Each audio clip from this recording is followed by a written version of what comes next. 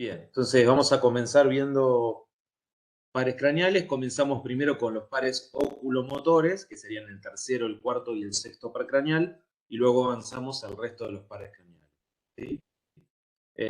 Como ustedes saben, en realidad lo que es el globo ocular, el ojo en sí, está conformado por un montón de músculos. ¿Sí?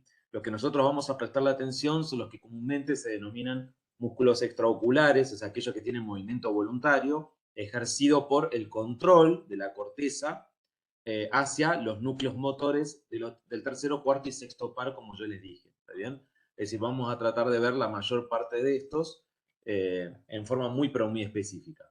Como un recuerdito, digamos, de la anatomía, recordar, digamos, que en el globo ocular nosotros vamos a tener, ¿sí?, un músculo llamado recto medial o recto interno, ¿sí?, un músculo arriba, el recto superior, ¿sí?, un músculo hacia externo o lateral, que es el músculo recto lateral o recto externo, ¿sí?, el recto inferior, acá conformamos los básicos, recto superior, inferior, recto interno y recto externo, o medial y lateral, ¿sí? Y luego a esos cuatro hay que agregarle los oblicuos, ¿sí? Entonces vamos a tener el oblicuo superior, que ahora vamos a ver qué tipo de movimiento realiza, y el oblicuo inferior, que ahora también vamos a tratar de entender cuál es el movimiento que realiza y por lo tanto qué ocurre cuando hay una parálisis, ¿sí?, de alguno de estos dos músculos oblicuos. Entonces, todos los músculos extraoculares, estos que estamos viendo, el recto superior, inferior, medial, lateral, oblicuo superior, inferior, ¿sí?, tienen lo que se denomina un movimiento primario o principal, pero después pueden tener movimientos adicionales, ¿sí? En general son ayudados por otro par craneal a hacer ese movimiento. Entonces, vamos a tratar de identificar el movimiento primario o principal que hace cada uno de los músculos, entendiendo obviamente que después alguno de ellos recibe participación o ayuda sinergista de otro de los músculos de los que estamos viendo, ¿sí? Entonces, por ejemplo, el recto medial o el recto interno se encarga de la aducción del globo ocular. Ese es un movimiento primario, es decir, lleva el ojo hacia adentro, ¿sí?, hacia la región de la zona nasal. Mientras que el recto lateral hace abducción, es decir, abduce el ojo, lo lleva hacia afuera, alejándose de la línea media, ¿sí? El recto superior va a ser supraducción, es decir, va a llevar el globo ocular hacia arriba, ¿sí? Y el recto inferior, infraducción. Entonces, acá lo que nos va a confundir un poquito, nos va a costar un poquito, es entender la de los oblicuos. Fíjense que el oblicuo superior hace un movimiento que se llama intorsión y cicloducción, y el oblicuo inferior hace un movimiento llamado extorsión, excicloducción. Y ahora cuando lo veamos con su par craneal, lo van a entender perfectamente. Espero, si no me preguntan, ¿sí?, qué significa cada una de estas dos cosas. Entonces, empecemos con el tercer par craneal, ¿sí? El tercer par craneal se llama nervio oculomotor. Antiguamente se le llamaba nervio ocular motor común o nervio motor ocular común, ¿sí? Ese es el tercer par craneal. Recuerden que tiene dos núcleos, un núcleo motor específico, el que vamos a ver, que es el núcleo motor principal, está ubicado en un corte superior en el mesencéfalo, ¿sí? Y por delante de ese núcleo motor principal va a estar el núcleo, que ya también vimos en algún momento, que es el núcleo accesorio del tercer par, llamado núcleo de Edinger y Westphal, encargado de funciones parasimpáticas autonómicas. Era el que hacía la acomodación y la miosis. Nosotros en esta clase, como estamos hablando de movimiento voluntario, nos interesa el núcleo motor principal, que es el núcleo principal ubicado en el mesencéfalo. ¿A quién inerva el nervio motor ocular común u oculomotor o tercer par craneal? Bueno, inerva al recto interno, ¿sí?, o recto medial, por lo tanto va a ayudar a aducir el ojo, a llevarlo hacia adentro. Al recto superior, por lo tanto va a permitir hacer supraducción, es decir, elevar el globo ocular. Al recto inferior, por lo tanto desciende el globo ocular, nos permite mirar hacia abajo, por así decirlo. Y el oblicuo inferior, ¿sí?, que como dije es el más complicado de entender, y ahora con un dibujito vamos a entender cómo es ese movimiento. El nervio oculomotor, que ya vimos que su origen real está en el mesencéfalo, en el núcleo motor, ¿no?, del tercer par que está en el mesencéfalo, sale, abandona la dura madre, ¿sí?, como ustedes ven en este dibujito, y va a atravesar la fisura orbitaria superior para entrar en la órbita. Una vez que entra en la órbita, se va a dividir en ramos superiores y ramos inferiores, ¿está bien? Y obviamente van a inervar a estos músculos que acabamos de nombrar y a un músculo que es el llamado elevador del párpado, ¿sí? Es decir, que vamos a tener la inervación del recto superior, del recto inferior, del recto medial, del oblicuo y del párpado superior.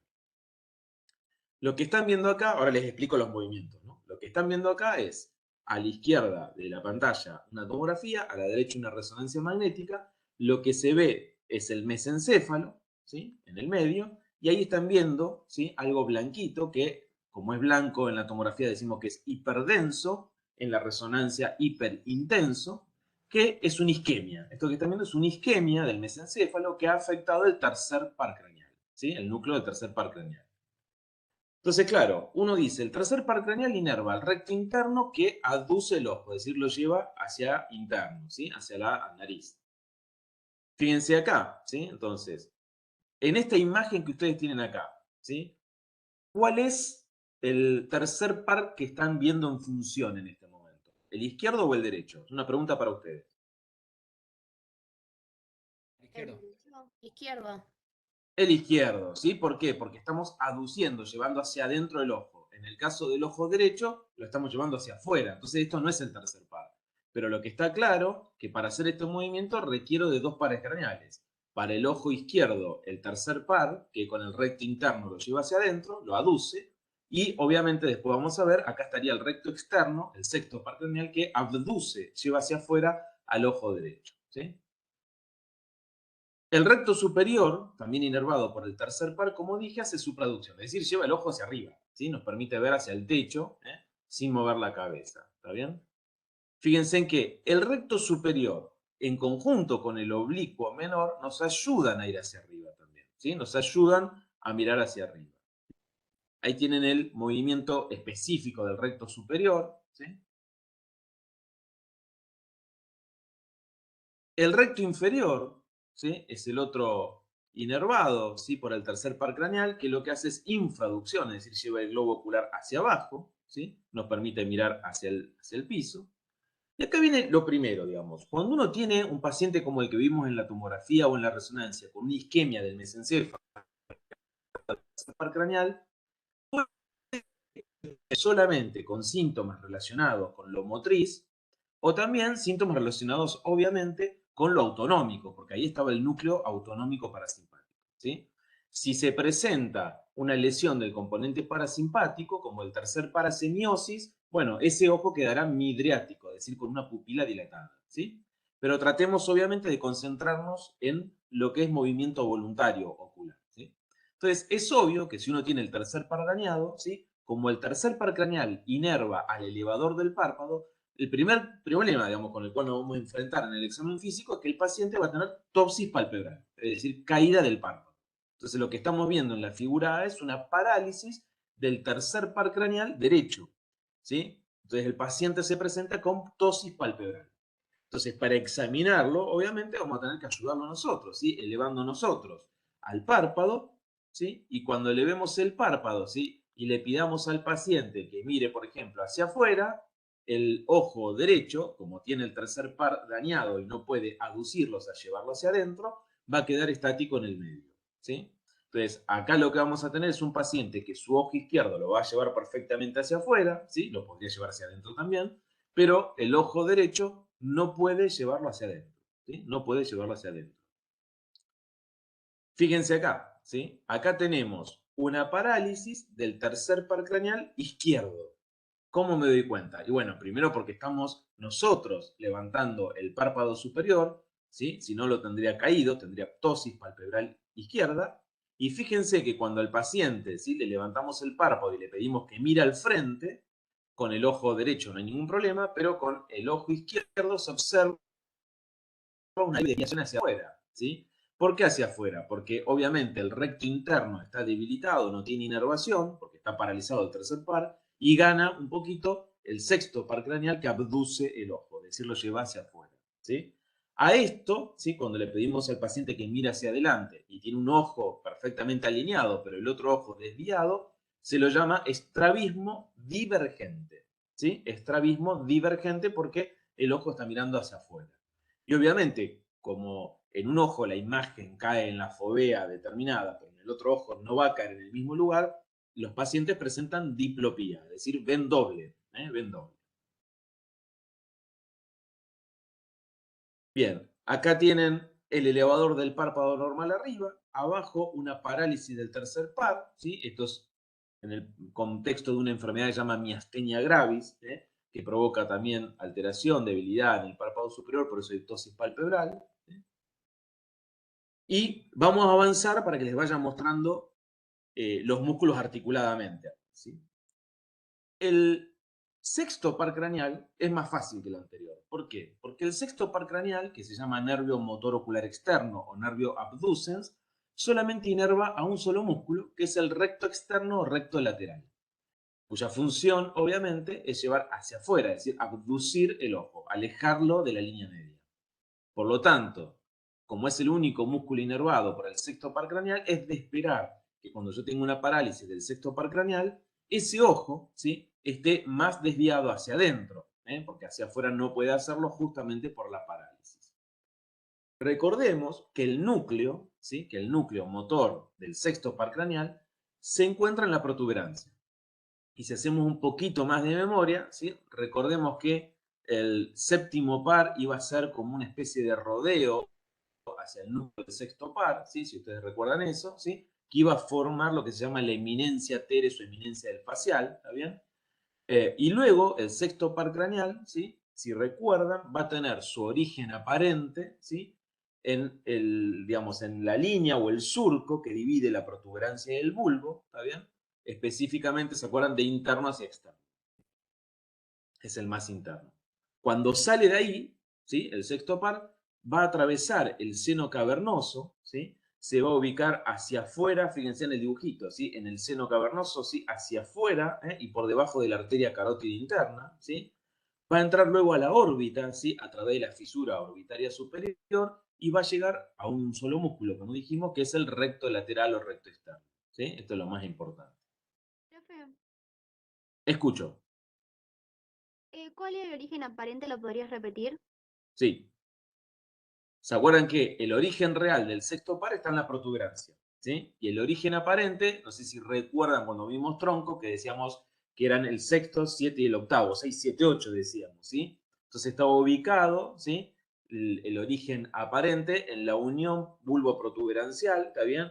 Pero en la línea media, o sea, a ambos lados, ¿sí?, del agujero ciego. ¿Sí? Era el más interno el sexto par, a eso me refiero. ¿Sí? Sí, sí, profe, gracias.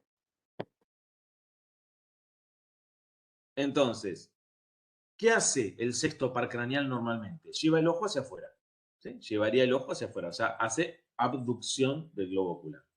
Entonces, si tenemos un paciente que tiene una lesión del sexto par craneal, ¿sí?, del nervio motor ocular externo, nervio abducen, ¿sí?, lo que va a ocurrir, obviamente, que desde de ese mismo ojo, ¿no?, del nervio paralizado, porque los pares craneales son ipsilaterales, vamos a encontrar que si yo le pido al paciente que mire hacia adelante, ¿sí?, con un ojo el que está sano puede hacerlo, ¿sí?, pero con el otro, ¿sí?, vamos a tener que se desvía hacia adentro. ¿Por qué? Porque el recto externo, digamos, ya no está tirando, digamos, hacia afuera el ojo, no lo está abduciendo, y entonces el tercer par craneal queda sin un antagonista, por así decirlo. Entonces hay una pequeña aducción, lleva el ojo hacia adentro. Entonces, cuando tengo un paciente con una parálisis del sexto par craneal, se produce, como ustedes ven acá, también un estrabismo, ¿sí? Es decir, un ojo alineado y el otro no, pero en este caso convergente, porque el ojo que no está alineado, el que está paralizado, obviamente se va hacia adentro, ¿sí? Por supuesto, estos pacientes también ven doble, ¿sí? Porque la imagen cae en dos lugares diferentes en la retina, del ojo derecho y del ojo izquierdo. Bien. Como les decía antes, ¿sí? Perdón, fíjense en que hay una acción primaria en cada uno de estos músculos, ¿sí? Pero después tienen acciones secundarias, con lo cual complica un poco la situación, pero insisto, la mayor parte de los pacientes se les va a presentar cuando uno hace el examen ocular de una manera que ustedes van a poder evaluar muy bien esa acción primaria y es esa la que tenemos que aprender, ¿sí? Bien, pregunta para ustedes. ¿Cuál es el par craneal que parpadea? Esto es pregunta para ustedes, ¿eh?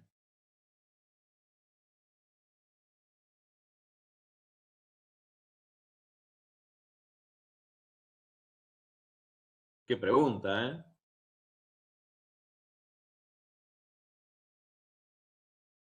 ¿Es el par 3? Ahí Loana puso el tercero. Alguien ahí dijo, ¿no es el par 3? Preguntó. ¿Todos están de acuerdo? Sí, ¿no?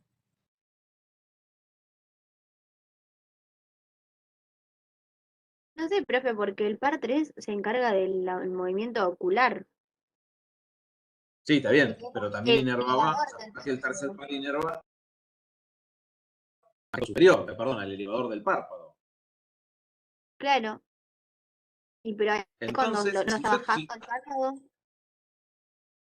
perfecto, entonces, esto es lo que ustedes tienen que recordar. A ver, si el tercer par craneal inerva al elevador del párpado, ¿está bien? Es obviamente claro que cuando yo tengo una lesión del tercer par, lo que va a pasar es un ojo cerrado, es decir, va a haber ptosis palpebral. No va a poder, ¿se entiende esto lo que estoy diciendo? ¿Sí? No va a poder elevarse el párpado. ¿Sí? Esto es un concepto muy importante. Entonces, esto es para, digamos, que no se confunda entre cuando yo tengo un paciente con ptosis palpebral, con caída del párpado, eso es una parálisis del tercer par craneal. Cuando yo tengo un paciente, ¿sí?, que tiene el ojo abierto, es decir, no puede parpadear, no puede cerrar el párpado, eso es el séptimo par craneal. ¿Sí? Porque el parpadeo, digamos, como el guiño del ojo, ¿está bien? O sea, es una expresión facial que depende del séptimo par craneal, que es el nervio facial. Entonces, cuando yo tengo una parálisis del séptimo par craneal, como vamos a ver en un ratito, el ojo va a permanecer abierto, ¿sí? Mientras que una lesión del tercer par, el paciente va a tener un ojo cerrado, es decir, con ptosis palpebral, ¿sí? ¿Cómo lo evaluamos estos pares oculomotores? ¿Sí? Entonces, primero, recuerden que nos tenemos que colocar entre 15 y 25 centímetros por delante del paciente, porque si nos colocamos muy cerca, le provocamos acomodación, ¿sí? Y esto va a influir en los movimientos oculares que puede hacer, ¿está bien? Y vamos a hacer un movimiento, como se llama, en H, es decir, vamos a llevar nuestro dedo hacia afuera, pidiéndole que nos acompañe con los dos ojos, ¿sí? Para un lado, luego para el otro, ¿sí? Luego hacia arriba en uno de los extremos, abajo en uno de los extremos, luego arriba y abajo en el otro extremo, y luego en el medio lo mismo, arriba y hacia abajo. De esta manera es como se evalúa fácilmente, ¿sí?, los pares oculomotores. Pero claro, nos quedó el cuarto par craneal, que tenía dos distinciones que habíamos visto en tronco encefálico. La primera distinción es, todos sabemos que el origen real, ¿sí?, del cuarto par craneal, es decir, el núcleo del cuarto par craneal, se encuentra en el mesencéfalo, en el corte inferior, es decir, un corte que pasa por el colículo inferior. Entonces, ahí tenemos el núcleo del cuarto par craneal, que se llama troclear o patético. ¿Qué dos cosas tenemos que recordar de este par craneal? Primero, que su origen aparente es posterior, ¿sí? Este par craneal no sale por delante, sino que su origen aparente es posterior. Salía a ambos lados de la llamada válvula de Vier-Sans, ¿sí?, en la cara posterior del mesencéfalo. Y además es un par craneal que se cruza completamente, como ustedes están viendo acá.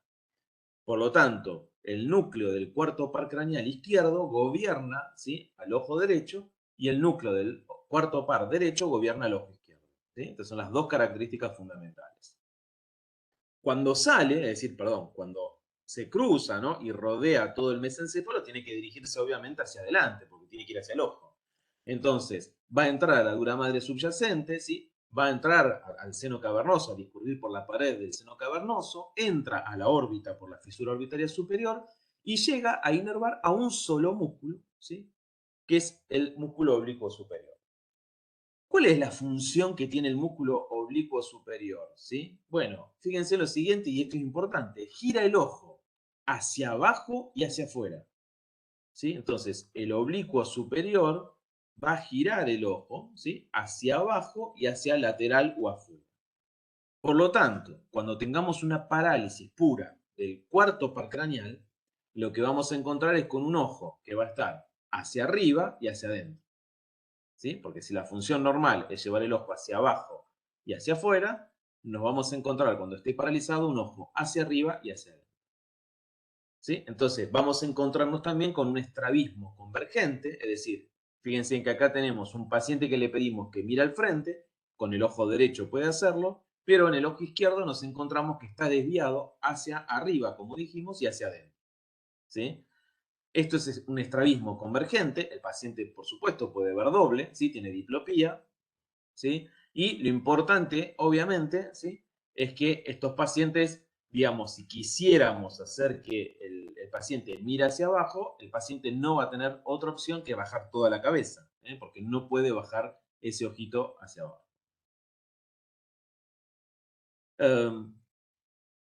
Para terminar con esto de los pares craneales, ¿sí? El movimiento, o sea, la coordinación de todos los pares craneales y de los movimientos oculares requiere de muchísimas estructuras, muchas más de las que nosotros vemos. Requiere de estructuras del tronco, de núcleos del tronco diferentes a estos que vimos y también de regiones diferentes de la corteza, ¿sí? Entonces nosotros decimos que los movimientos oculares hay de dos tipos. Lo que llamamos movimientos de vergencia, es decir, cuando vemos los objetos de cerca o lejos. Entonces, ahí tenemos la convergencia o la divergencia. Y después tenemos los movimientos conjugados, cuando se mueven, ¿sí?, en la misma dirección, y hay diferentes tipos acá, ¿sí? Sacádicos, de búsqueda lenta, optoquinéticos, vestíbulo ocular, etc. Entonces, fíjense que hay muchos tipos de movimientos oculares normales y cada uno de estos tiene una regulación por centros superiores diferentes, ¿está bien? No es nuestra intención, obviamente, aprender esto, ¿está bien? Pero sí saber que es mucho más complejo. Sí, una sola cosa para terminar con los óculos motores, ¿sí? Me gustaría que recordemos, es que hay también, ¿sí?, una regulación del movimiento ocular por los núcleos de la base. Si ustedes recuerdan cuando vimos núcleo de la base, mientras la vía directa facilitaba los movimientos que uno quería hacer, la vía indirecta iba a inhibir los movimientos, ¿sí? Entonces, fíjense que cuando yo tengo, ¿sí?, un inicio de un movimiento ocular, ¿sí?, rápido, sacádico, ¿sí?, obviamente ese movimiento estimula la corteza estimula el cuerpo estriado, ¿sí?, o sea, todo lo que llamábamos vía directa, ¿sí?, para hacer ese movimiento, pero inmediatamente la corteza, como siempre, va a estimular a la vía indirecta. ¿Para qué? Para detener el movimiento. Esto quiere decir que cuando yo quiero fijar, ¿no?, muevo los ojos rápidamente y quiero fijar la vista en un objeto, ahí en ese momento, para fijar la vista en ese objeto, la corteza le da la orden a la vía indirecta que frena ese movimiento, ¿sí? Entonces, fíjense que los núcleos de la base también participan, obviamente, en el movimiento ocular, aparte de otros centros superiores, como les conté.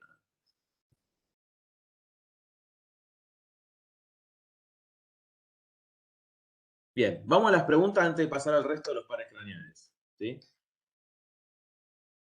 Cosas que nos pueden preguntar de estos tres pares craneales. Primero, tercer par craneal y cuarto par craneal, su origen real, su núcleo, está en el mesencéfalo. Uno en el corte superior y otro en el corte inferior del mesencéfalo. El sexto par tiene su núcleo, su origen real, en la protuberancia. Ya eso es una diferencia, ¿sí? Segunda diferencia, el tercer par inerva la mayor parte de los músculos. Inerva al músculo elevador del párpado, al recto interno medial, al recto superior, al recto inferior, ¿está bien? El cuarto par solamente un oblicuo, el superior, ¿está bien? Que lo que hace, aunque se llame así, es deprimir el ojo y llevarlo hacia afuera, ¿sí? Y el sexto par a un solo músculo, que es el recto externo, o sea, lo abduce, lo aleja de la línea media, ¿sí? Cuando yo tengo una lesión de cualquiera de estos tres pares craneales, ¿sí?, se van a presentar ipsilateralmente, con excepción del cuarto par craneal que dijimos que es cruzado, ¿está bien? Esto es otra diferencia importante, ¿sí? Pero el resto de los pares craneales van a ver que son ipsilaterales, salvo el que es más óptico, el segundo par craneal también.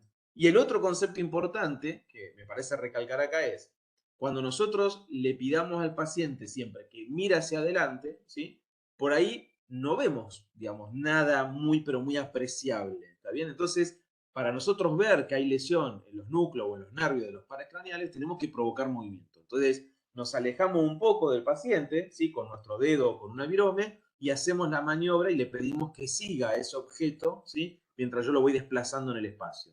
Esto nos va a permitir comprobar cada uno, ¿sí?, de los músculos y cada uno de los pares craneales. ¿Se entendió esta parte de la clase? Profe, Te escucho, dale. ¿podrían repetir el origen aparente del cuarto par? O sea, dijo que Sí, era posterior, pero no me acuerdo por dónde. sí, el cuarto par craneal, ¿sí?, tiene su origen posterior del mesencéfalo a ambos lados de una estructura que se llama válvula de Biasans, mal llamada porque alguien consideró que es una válvula de líquido cefalorraquídeo, pero no es una válvula, ¿sí? Entonces, el origen aparente es la cara posterior del mesencéfalo a ambos lados de la válvula de Biasans. Gracias. ¿Sí?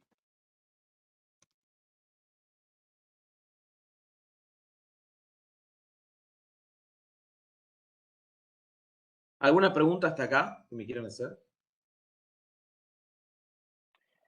Profe, Escucho.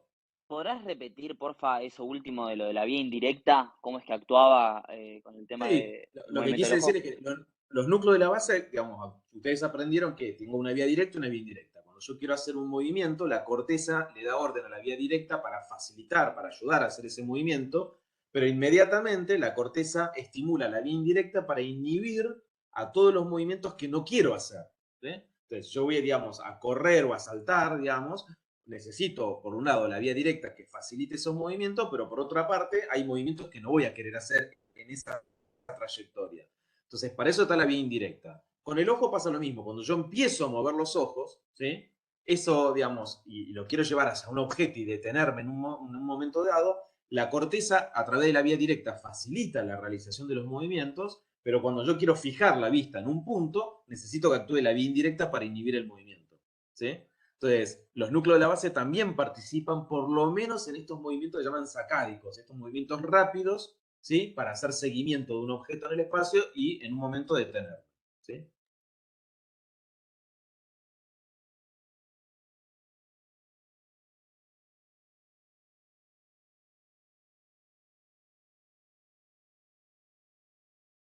Bien, les comparto, dígame si se está viendo la presentación, como siempre. Sí, se ve. Bien. Entonces, vamos a los pares craneales, ¿sí? El 3, 4 y 6 los acabamos de ver, ¿está bien? El 2 lo vimos con la vía óptica, ¿sí? Así que nos vamos a encargar del 5 en adelante ahora, ¿sí? Exceptuando el sexto. El quinto par craneal se llama nervio trigémino, ¿sí? Ustedes ya recuerdan que se denomina trigémino porque tiene tres ramas principales, ¿sí? Llamadas rama oftálmica, ¿sí?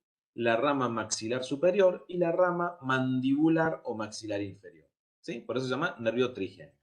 Y ya en este dibujito ustedes están viendo que más allá de que ahora vamos a ver los núcleos, dónde están, el origen real, fíjense que hay un ganglio especial que se llama ganglio del trigémino, ¿sí? Que está ubicado en la cara antero-superior del peñasco, del temporal, ¿sí? Ahí hay una fosita que se llama fosita de Gasser, con doble S, y ahí en esa fosita de Gasser va a estar el ganglio de Gasser o ganglio trigeminal. Ahora lo van a ver en otro dibujo. Si uno quisiera hacer una disección del quinto par, fíjense lo que es, ¿no? La cantidad de ramos que tiene, obviamente, ¿sí? Pero a nosotros nos interesa tratar de entender clínicamente. Entonces, el quinto par, que es el nervio trigeminal, es un nervio mixto. Mixto en el sentido que es sensitivo y motor con un claro predominio sensitivo. ¿Sí? Nos da la sensibilidad de la cara, del cuello, ¿sí? Del cuero cabelludo, de las meninges. ¿Sí? Y cuando decimos que tiene un componente motor, es porque inerva los músculos de la masticación. ¿Sí? ¿Cuál es el origen aparente? Que es lo más fácil. ¿Sí? El origen aparente del quinto par craneal, si ustedes recuerdan, lo vamos a encontrar en la protuberancia, en el sitio donde el rodete protuberancial termina y comienza el pedúnculo cerebeloso medio. Es decir, es el sitio donde la protuberancia se empieza a transformar en cerebelo. ¿Sí? Ese es el lugar donde debemos salir o entrar, porque lo sensitivo entra, lo motor sale, al nervio trigémino, que es grande, obviamente es grueso, como ustedes ven, ¿por qué? Justamente porque tiene tres ramos, ¿no? El oftálmico, el maxilar superior y el maxilar inferior o mandibular. Bien, veamos entonces, ¿sí? Ese es el origen aparente, pero ¿cuál es el origen real? ¿Dónde están los núcleos? Entonces, si ustedes recuerdan también de tronco encefálico, nosotros habíamos visto que el núcleo sensitivo del trigémino, se esparce entre el mesencéfalo, como ven acá en celeste, protuberancia y bulbo raquídeo. ¿Sí? Pero el núcleo motor solamente lo vamos a encontrar en protuberancia. ¿Sí? Protuberancia. Esperan un segundito.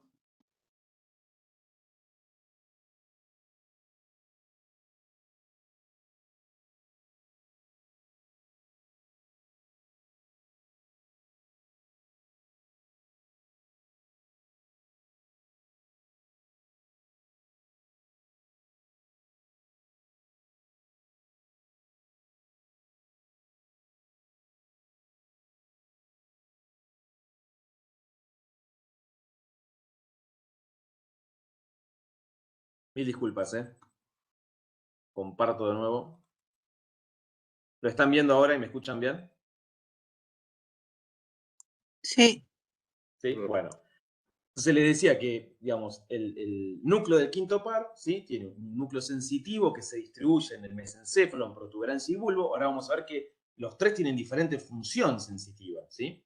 O sea, traen información sensitiva diferente. Y el núcleo motor está en la protuberancia, ¿sí? Como dijimos, el núcleo motor se va a encargar de los músculos de la masticación, que ahora vamos a ver cuáles son. Entonces, el núcleo sensitivo que está en el mesencéfalo, ¿sí? Lo que está trayendo la información sensitiva es la propiocepción de los músculos masticatorios, ¿sí? Es decir, cuando uno está masticando, mueve la mandíbula para un lado y para el otro, ¿sí?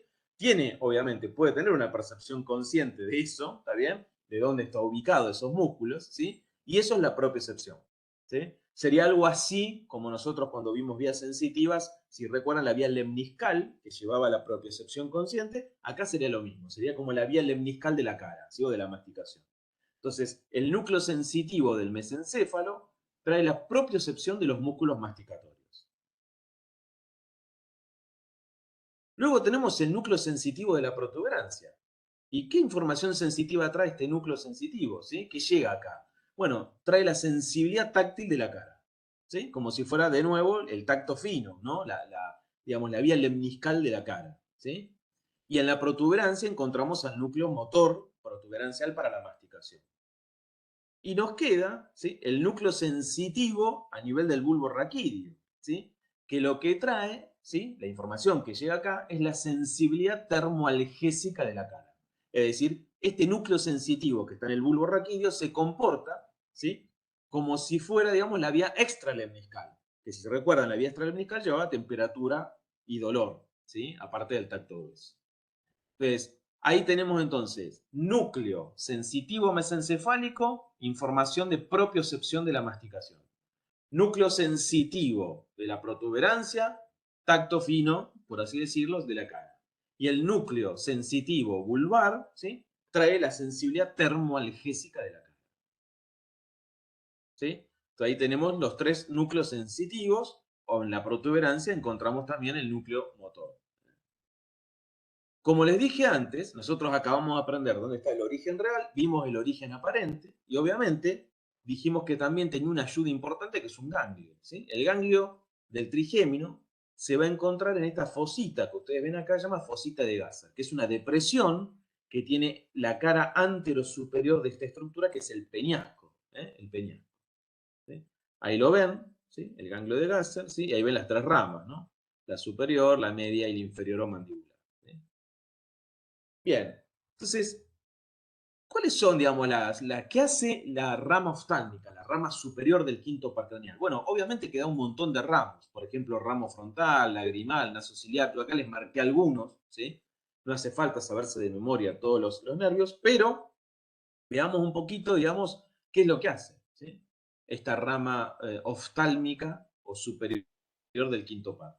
Primero trae la inervación, ¿sí? O sea, la sensibilidad del cuero cabelludo. Trae la sensibilidad del frontal, ¿sí? Es decir, cuando nos toca la frente, esa sensibilidad la está llevando la rama oftálmica. También la sensibilidad de las meninges, ¿sí? La sensibilidad de las meninges. También la sensibilidad de todo lo que es el párpado superior. Recuerden que esto es sensibilidad. También la sensibilidad de los senos frontales. Cuando tenemos la sinusitis frontales y duele, eso está llevado por el nervio trigémino en su rama oftálmica o superior, ¿sí? Y también la sensibilidad de la nariz y de la mucosa nasal. Es decir, que la rama oftálmica, ¿sí?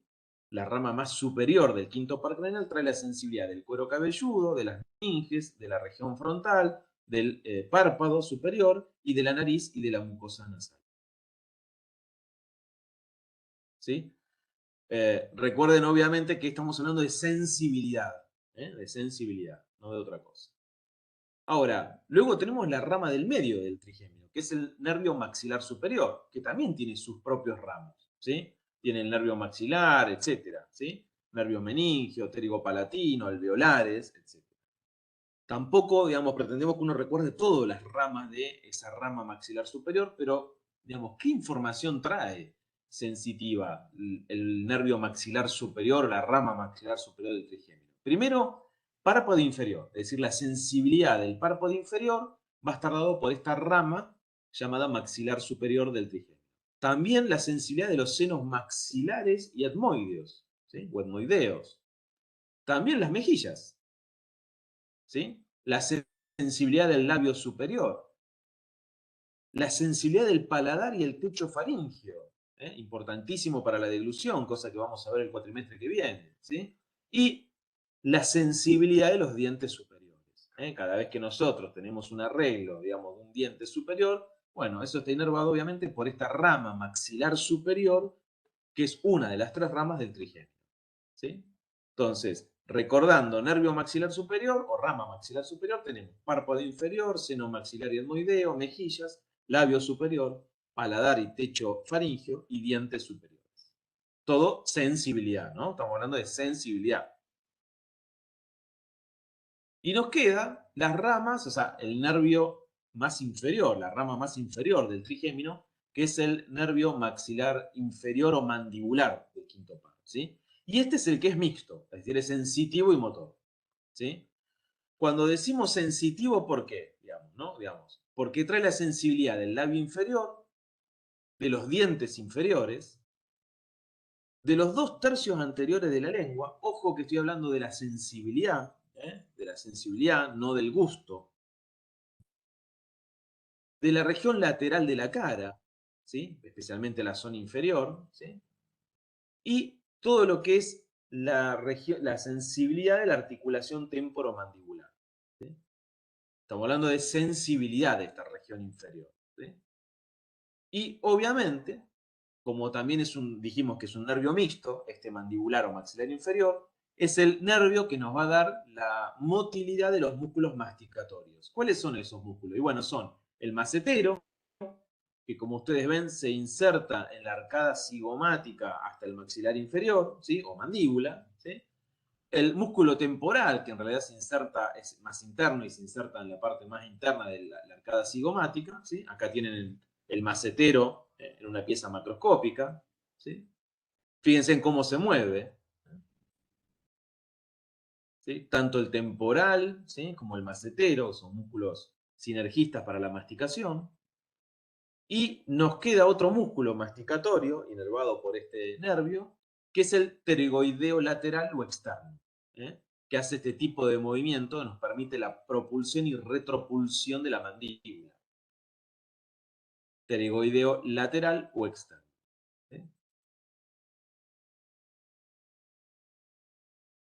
Entonces, vamos hasta acá. Preguntas del quinto par craneal. Vamos.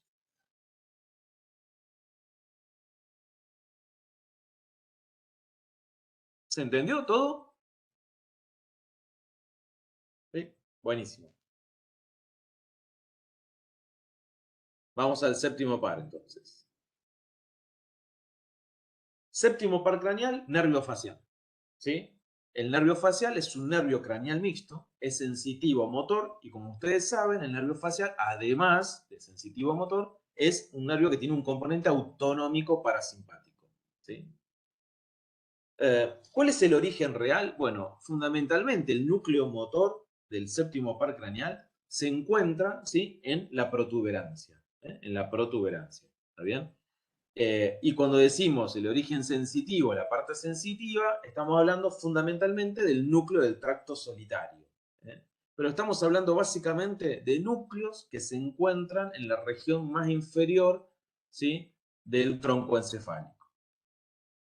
Fíjense que recordemos un poquito esto, ¿sí? El núcleo del séptimo par es este que les estoy marcando acá, o que está marcando la flecha roja. Las fibras del séptimo par no se van para adelante, sino que se van para atrás y rodean al sexto par craneal en la protuberancia, formando esa rodilla del facial, que luego se ve como eminencia teres o eminencia del facial, y luego sale por delante, ¿sí? ¿Cuál es el origen aparente del séptimo par? Si recuerdan lo que dijimos antes, tienen que recordar que en el tronco están las salidas del 6, 7 y 8. ¿Sí? El séptimo par craneal sale también en el surco bulbo-protuberancial, es decir, el surco que está entre protuberancia y bulbo, ¿sí? Pero más hacia afuera del sexto par craneal, ¿sí? Más hacia afuera del sexto par craneal. Además, ¿sí? Además, como les dije, el séptimo par craneal tiene un componente autonómico, ¿sí? Y por lo tanto tiene un núcleo autonómico que es el núcleo salivar superior, ¿sí? Es en parte el par craneal que nos permite tener la secreción de las glándulas salivales menores, la submaxilar y la sublingual, ¿no? Porque la parótida del noveno par craneal, ¿sí? Entonces, ya sabemos que el núcleo principal está en la protuberancia, ¿no? Que si bien da una vuelta va a salir por delante, en el surco bulbo protuberancial, ¿está bien? Se va a dirigir hacia adelante y obviamente, ¿sí? A medida que va dirigiéndose hacia adelante, en un momento, ¿sí? Va a tener que salir del cráneo para llegar a la cara, porque el nervio facial es el nervio de la mímica, ¿sí? De la expresión facial, ¿está bien? Ahí le estoy mostrando lo mismo, ¿sí? Entonces, fíjense que luego, ¿sí? De salir, ¿sí? De tener su origen aparente en ese surco bulbo protuberancial, va a pasar por un ángulo que le hacen la protuberancia del cerebelo, llamado ángulo pontocerebeloso, se dirige hacia el conducto auditivo interno y penetra por ahí, ¿sí? Acompañado por el octavo par craneal o nervio auditivo. Como el conducto auditivo interno es un conducto muy, pero muy estrecho, muy chiquito, ¿sí? Cualquier lesión, ¿sí? Traumática, viral, lo que fuere, digamos, autoinmune del nervio facial, este es uno de los lugares donde más queda comprimido, ¿sí? Por lo tanto, la mayor parte de las parálisis faciales que uno ve, ¿sí? Se producen por una inflamación general del séptimo par, pero especialmente de esta zona, ¿sí? Por el pasaje del nervio facial por esta zona, que es el conducto auditivo interno, que es muy estrecho y obviamente queda atascado en esta zona, ¿sí? Luego de pasar por acá va a salir por el agujero estilomastoideo, ¿sí? Es decir, entre la apófisis estiloide y la apófisis mastoides, ¿sí? Y finalmente, obviamente, se va hacia adelante, atraviesa la glándula parótida entre sus dos lóbulos, el superficial y el profundo, pero no inerva la parótida, ¿eh? Y luego de ahí se dirige hacia adelante, ¿sí? Donde se va a ramificar en los 70 y pico de ramos que tiene el nervio facial para la cara. Fíjense que acá hay una muestra de todos los músculos faciales, inervados por el séptimo par, ¿sí? Son una enorme cantidad, ¿sí? Nos permiten obviamente el guiño del ojo, ¿sí? Silbar, dar un beso, ¿sí? Etcétera. No importa. Entonces, y esto sí, lo que les pido es mucha atención, digamos, para verlo bien claro y así me pueden hacer todas las preguntas que ustedes quieran, ¿sí? Yo dije que, claro, el núcleo, ¿sí? El núcleo principal motor, ¿sí? Del séptimo par está en la protuberancia, ¿sí? Ese núcleo motor que está en la protuberancia, nosotros podemos decir que el núcleo motor tiene tres porciones diferentes, ¿sí? Una porción superior, cuyos axones se van a dirigir a la región de la frente, ¿sí? Por ejemplo, para arrugar la frente, ¿sí? Una porción media, ¿sí? Cuyos axones se van a dirigir a la región orbicular, o sea, al ojo, ¿sí? Para guiñar el ojo, por supuesto. Y una región inferior va a tener ese núcleo, cuyos axones salen y se van a dirigir a la zona de la boca, ¿sí? A la zona de la boca. Entonces, si yo tengo un núcleo, ¿sí? Del séptimo par, en este caso el núcleo derecho, ¿sí? Del séptimo par derecho, ¿sí? Y ese núcleo sufre una parálisis, es decir, un daño, ¿sí? De cualquier tipo, lo que voy a tener es una parálisis facial completa. Porque como de ese núcleo, ¿sí? Que está en la protuberancia, parten los axones que inervan la frente, la región orbicular y la boca, ¿sí? Me va a quedar paralizada completamente la mitad de la cara, ¿sí? Por supuesto, siempre del mismo lado, porque, repetimos, los pares craneales, con excepción, son ipsilaterales. A esta parálisis que se produce por lesión del núcleo o de los axones que salen del núcleo, se llama parálisis facial periférica, ¿sí? Generalmente son parálisis limitadas, en general muchas de etiología no tan conocida o virales, son autolimitadas, suelen ser reversibles la mayor parte de ellas, pero claro, cuando uno ve a un paciente con una parálisis facial periférica es completa, se ve perfectamente que tiene toda la mitad de la cara paralizada, ¿sí? Y acá tienen un dibujito de cómo se vería, ¿sí? Una parálisis facial periférica, ¿sí? Acá viene una pregunta. Para ustedes, ¿cuál es el séptimo par que está dañado? ¿El izquierdo o el derecho? En esta foto. El izquierdo, ¿no? El derecho. ¿Por qué el derecho? Ahora el derecho. El izquierdo. ¿Izquierdo o derecho? Ay, pará. Derecho porque no puede El levantar. derecho porque tiene toda completa Derecho, paralizada la cara Claro, el derecha. derecho. claro, tiene que ser el derecho. Porque no sonríe ni levanta la boca. Bien, Y fíjense la lo ceja. siguiente. Está muy bien, muy bien lo que dijeron. Fíjense, primero mirando, si yo divido a la frente en dos mitades, la mitad izquierda está arrugada la frente, ¿no? Y la otra mitad no. Esta quiere decir que la mitad derecha no la puede arrugar, ¿sí? Por lo tanto, acá lo tenemos paralizado. Segundo, tenemos un ojo abierto, es decir, no puede hacer un guiño, ¿sí? Mientras que el otro ojo está más o menos medianamente normal para una posición de visión hacia adelante, ¿no? Y si miramos la región de la boca, fíjense que la boca está desviada hacia el lado sano, ¿sí? Es decir, no puede mover la boca hacia el lado derecho, justamente porque está paralizado, entonces se desvía hacia el otro lado. Esto que están viendo es una parálisis facial periférica, que en general, como dijimos, la mayor parte de las veces la etiología, la causa es benigna, autolimitada, pero claro, se ve perfectamente, ¿sí? O sea, desde el punto de vista estético es muy, pero muy visible. ¿Está bien? Entonces quedamos que era el núcleo derecho. Acá estamos hablando del núcleo derecho, obviamente de los axones, ¿no? Que salen de ese núcleo, pero del lado derecho. Fíjense acá, ¿sí? Lo mismo. En la primera foto, arruga la frente de un lado, del otro no, ¿sí? La boca desviada hacia el lado sano. Fíjense en este lo mismo, arrugado un lado, la boca desviada para ese lado, ¿sí? Entonces son parálisis faciales periféricas completas, intuimos por lesión del núcleo o de los axones que salen del núcleo. ¿Se entendió esto o no? Sí, sí. ¿Sí? Bien. Ahora, para complicarla, esto, lo que vimos acá, es lo que se llama parálisis facial periférica. Pero, ¿qué ocurre cuando la parálisis está arriba de esto? ¿Sí? Es decir, ustedes recuerden que los pares craneales no son autónomos, digamos, reciben orden de las cortezas motoras, ¿sí? Entonces, si bien dijimos que el núcleo del séptimo par, ubicado en la protuberancia, tiene una región superior para la frente, una región media para el ojo, una región inferior para la boca, ¿sí? Lo que nosotros queremos entender ahora es, bueno, ¿quién inerva a ese núcleo del séptimo par? Y obviamente está inervado por la corteza motora. Pero acá está el problema. ¿Por qué? Porque fíjense que la porción superior del núcleo, es decir, aquella porción que va a inervar la frente, recibe el 50% de los axones de las órdenes de la misma corteza, es decir, en este caso del lado derecho, y el otro 50% de la corteza contraria. Entonces, cuando yo tengo una lesión de la corteza motora, del cerebro, ¿sí? Claro, el núcleo, por lo menos en su porción superior, ¿sí? No pierde tanta orden. ¿Por qué no pierde tanta orden? Porque el núcleo derecho, a pesar de que nosotros lesionamos la corteza motora derecha, ¿sí? Igual ese núcleo derecho recibe un 50% de axones y por lo tanto de órdenes contralaterales, ¿sí? Entonces, fíjense, ahora les voy a mostrar mejor, ¿sí? ¿Cómo evaluamos al séptimo par y cómo entendemos esto? ¿Sí? Primero, lo primero que tenemos que decir al paciente es arrugue la frente para mirar hacia arriba y a lo lejos, ¿sí? Esa es la orden que le tenemos que dar a nuestro paciente, ¿sí? Entonces, miramos bien de un lado y del otro, si arruga bien la frente, bueno, no tiene, evidentemente, por lo menos una parálisis facial ostensible en ese sentido, ¿sí? Cuando hacemos eso, recordemos que la frente, ¿sí?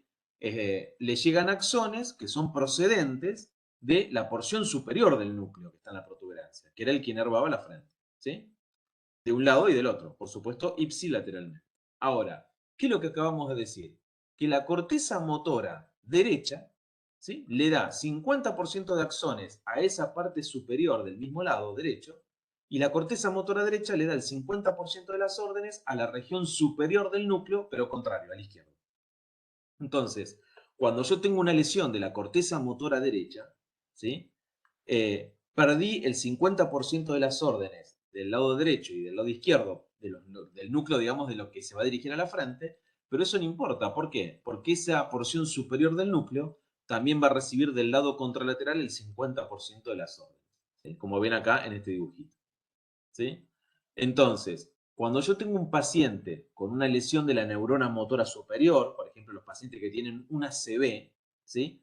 La parálisis facial que van a tener esos pacientes se llama parálisis facial central, ¿sí? Es decir, esto no es un problema en el núcleo de la protuberancia o en los axones del séptimo par, sino que es que ese núcleo se quedó sin la orden superior.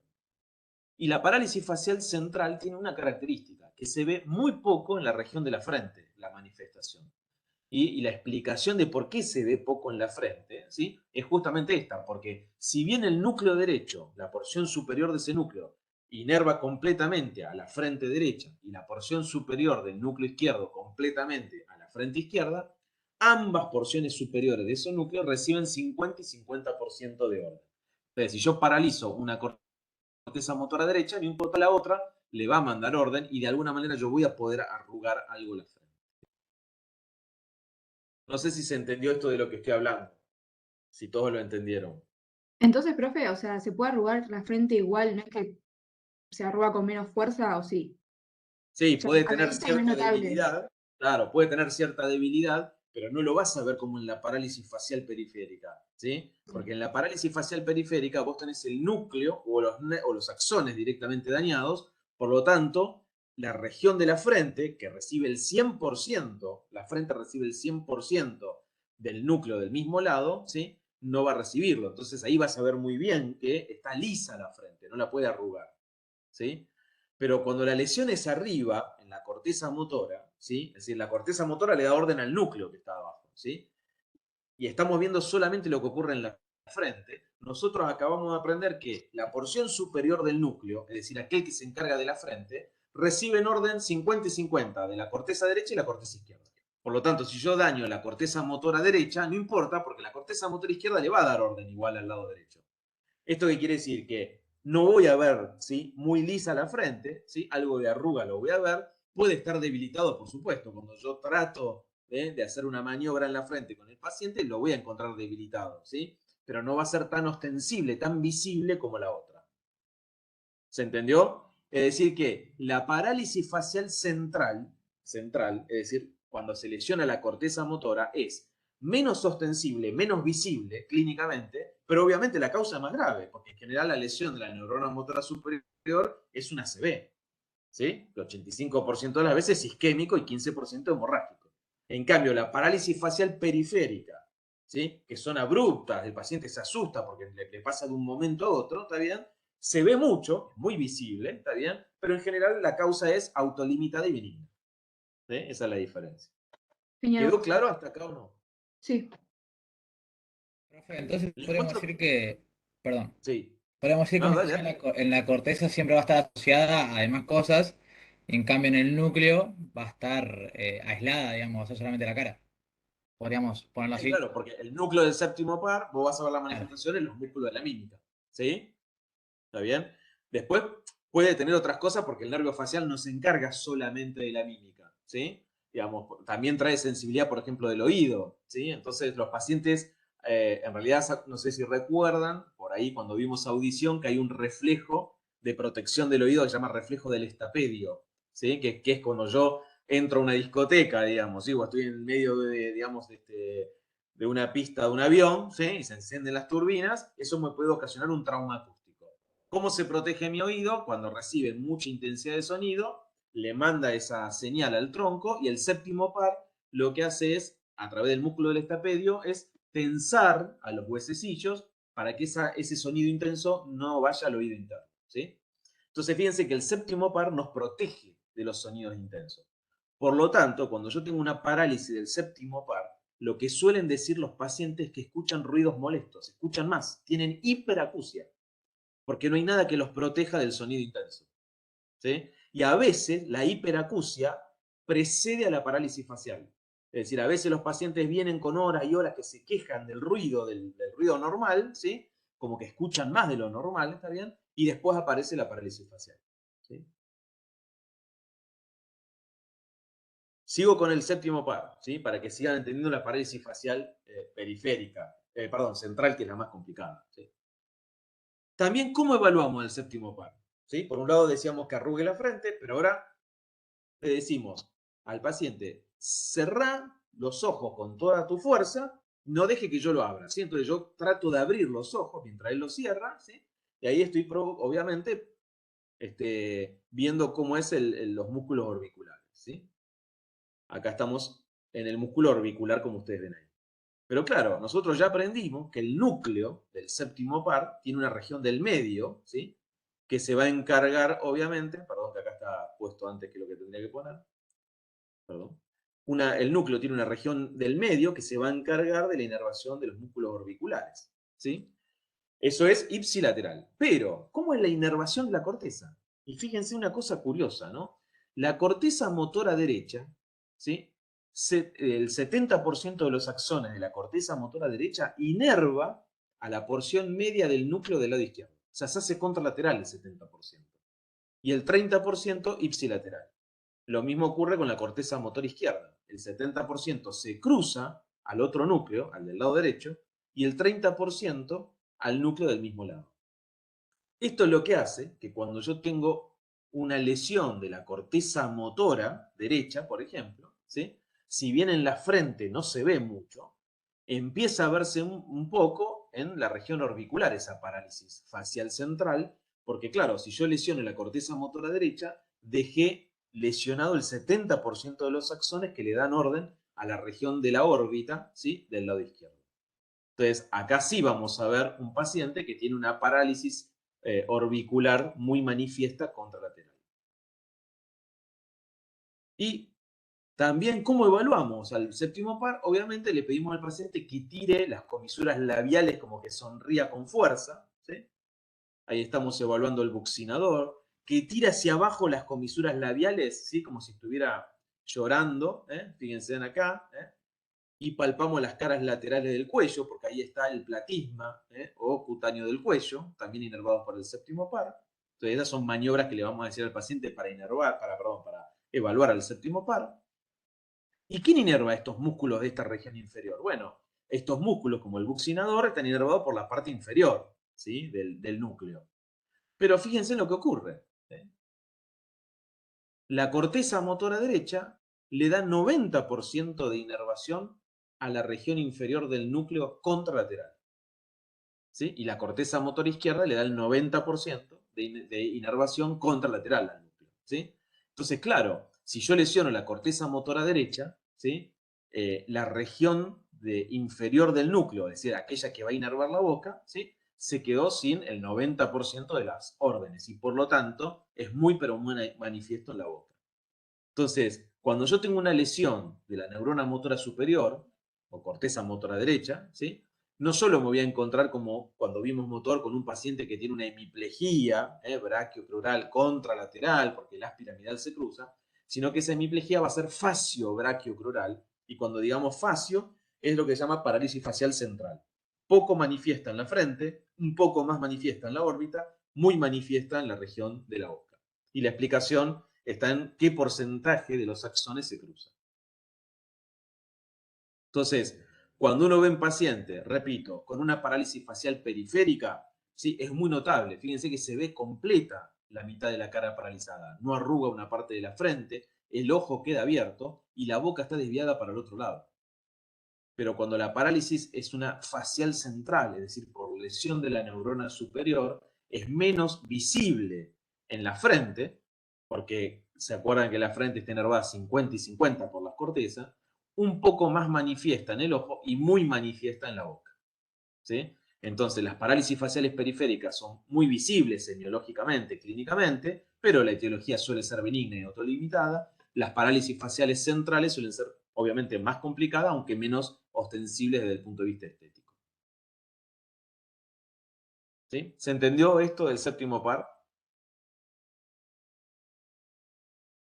Profe, Perfecto.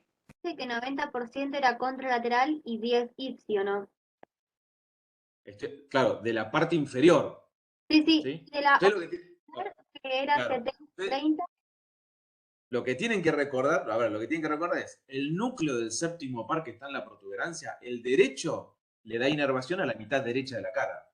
Y el núcleo del séptimo par que está en la protuberancia del lado izquierdo le da la inervación a la hemicara izquierda. Los pares craneales son ipsilaterales, ¿sí? Entonces, si yo tengo una parálisis del núcleo del séptimo par izquierdo, la parálisis la voy a ver en la mitad izquierda de la cara. Eso no hay duda. Ahora, cuando la parálisis es central, ¿sí? Es decir, el problema no está en el núcleo ni en los axones del séptimo par, sino en la orden que recibe ese núcleo, ahí voy a ver que es diferente, ya sea la afectación de la parte superior, de la parte media o de la parte inferior de ese núcleo. ¿Por qué? Porque la corteza motora derecha, ¿sí?, inerva con 50% de las fibras a la parte superior del núcleo derecho y el 50% a la izquierda. La corteza motora derecha inerva con un 70% de fibras a la parte media del núcleo, la que va al ojo del lado contralateral, y con un 90% de fibras a la parte inferior del núcleo contralateral. Es decir, a medida que bajo es más contralateral. ¿Sí? No sé si se entiende, digamos, el concepto. Es el momento. Sí, profe, creo que se entiende bien. Tenía una duda nomás que me quedó con el tema de la parálisis facial Sí. periférica. Va a ser la que es muy visible, que o sea, se cae toda la cara. Claro, porque si vos tenés, por ejemplo, el núcleo del séptimo par, ¿sí?, que nosotros Sí. lo dividimos al núcleo del séptimo par, lo dividimos en una parte superior, media, inferior, porque la superior va a la frente, la media al ojo y la inferior a la boca, ¿sí? Sí, Si vos tenés una parálisis de todo ese núcleo, toda la mitad de la cara se quedó paralizada del mismo lado. Entonces, bien. el paciente va a quedar con una frente muy lisa, no la puede arrugar, el ojo abierto del mismo lado y la boca para ese lado no la puede mover, entonces se desvía para el otro lado. ¿Sí? Entonces, en la parálisis facial periférica es muy, pero muy visible. ¿Se entiende? Sí, ¿y la causa era autolimitada, dijiste? No, digamos, la causa más frecuente de parálisis facial, ¿sí?, es una causa que es poco conocida, se desconoce la etiología, y la segunda causa es la viral. ¿Sí? La viral. ¿Está bien? Como cualquiera de los dos, lo que provoca es una inflamación del nervio facial, ¿está bien? Especialmente en la zona del pasaje del nervio facial por el conducto auditivo interno, como les dije, queda atrapado ahí, ¿sí? Entonces, mientras dura la inflamación, está la parálisis facial. En la medida que se recupere esa inflamación, el paciente recupera.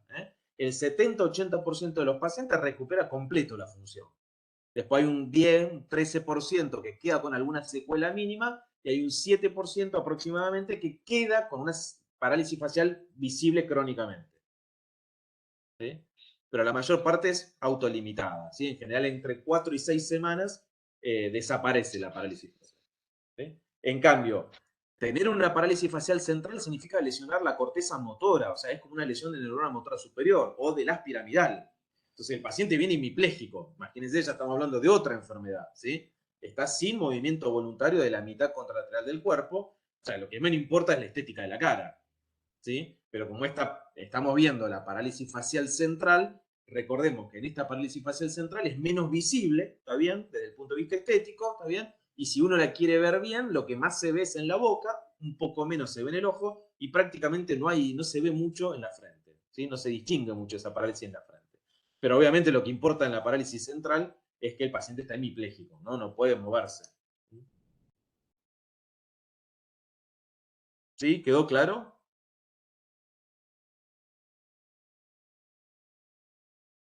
¿Sí? ¿De verdad? ¿El resto lo entiende o no? No hay problema en repetirlo, digo, ¿lo entienden todos?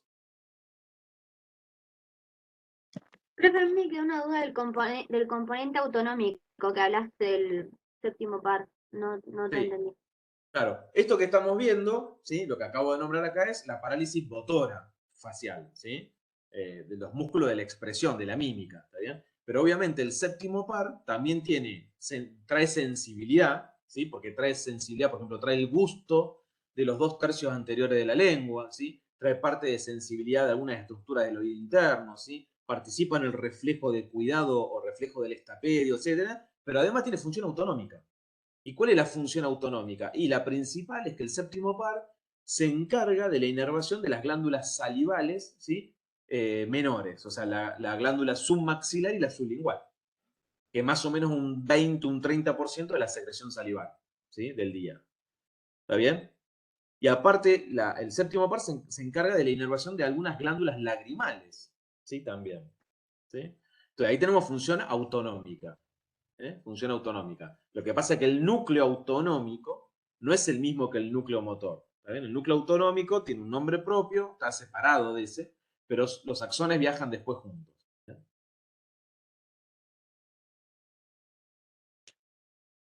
¿Está bien? Lo que importa para este par craneal, obviamente, es, en este caso, lo motor, ¿no? Lo motriz. es lo más evidente.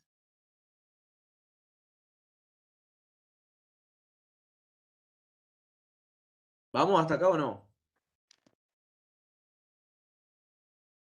Sí, profe.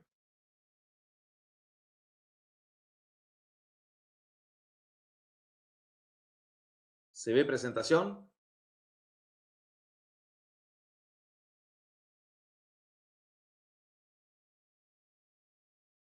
Profe, ahí Sí, sí. preguntan en el chat si hay algún virus que puede causar parálisis facial periférica. Dice, ¿alguno de la familia de herpes? También pensé en Sí, herpes. sí. Pero En general es el herpes, ¿sí? Es uno de los más implicados, por eso algunos médicos van a ver que cuando se produce, el paciente llega temprano, consulta temprano, o sea, no han pasado muchos días, etcétera, a veces algunos dan medicación para la familia herpetoviridae. ¿Sí? gracias. Después, el VIH también, ¿sí? Causa parálisis facial, ¿está bien? Así que hay otros, unos cuantos virus que pueden causar parálisis facial. Bien, noveno par craneal, ¿sí? El noveno par craneal se llama glosofaringio, ¿sí? También es un nervio mixto, porque tiene componente sensitivo, tiene componente autonómico, ¿sí?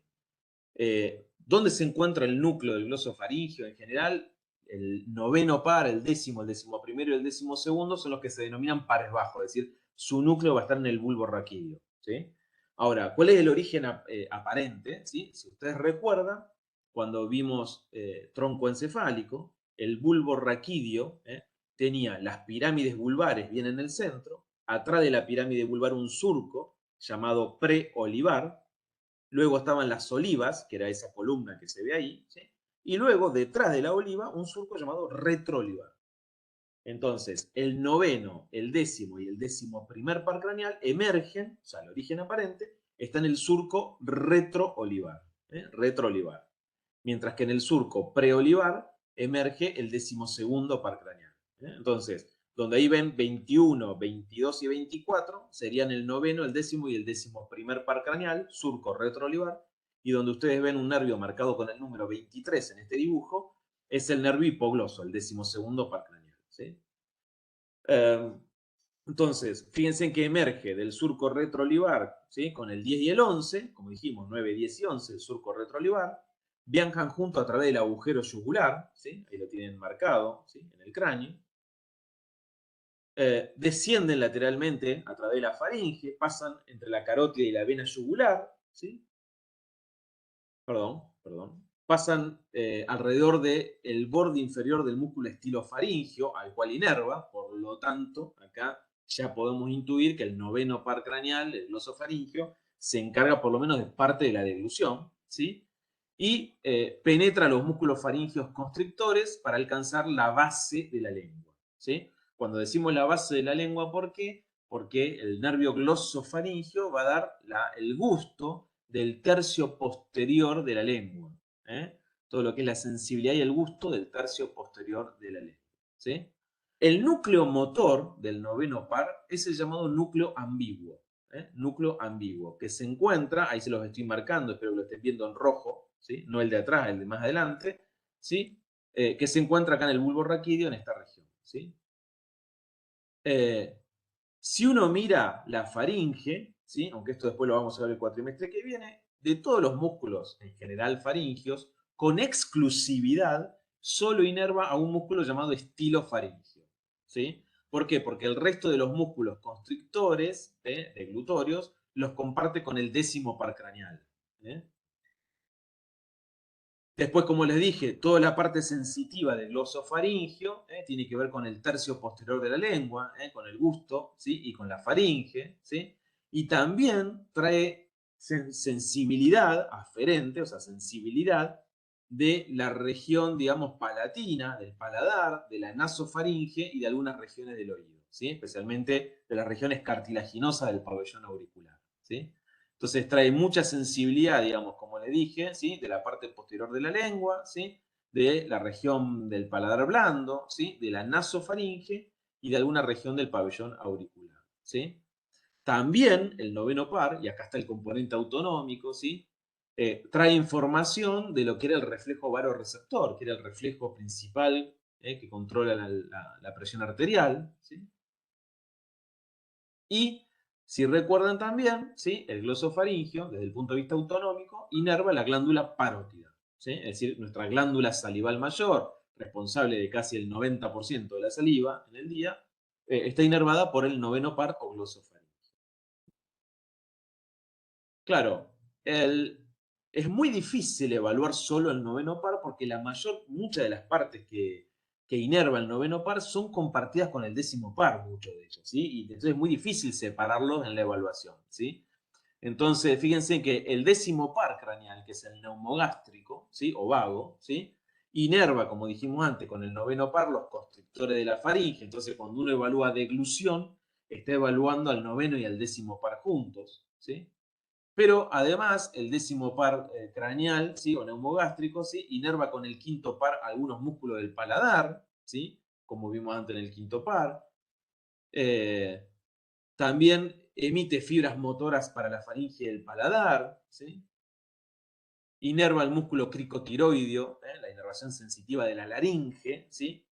Sí inerva, y esto es muy importante obviamente, ¿sí? A las cuerdas vocales. Por lo tanto, cuando nosotros evaluamos, ¿sí? Las cuerdas vocales desde el punto de vista foniátrico, estamos evaluando al décimo par craneal, ¿sí? Ahí lo podemos evaluar solo. Y después, si ustedes recuerdan, el décimo par es el responsable de todo lo que es la sensibilidad, por un lado, y el componente parasimpático de todas las vísceras torácico-abdominales, tanto en el varón como en la mujer, ¿sí? Esto es importante recordar, ¿no?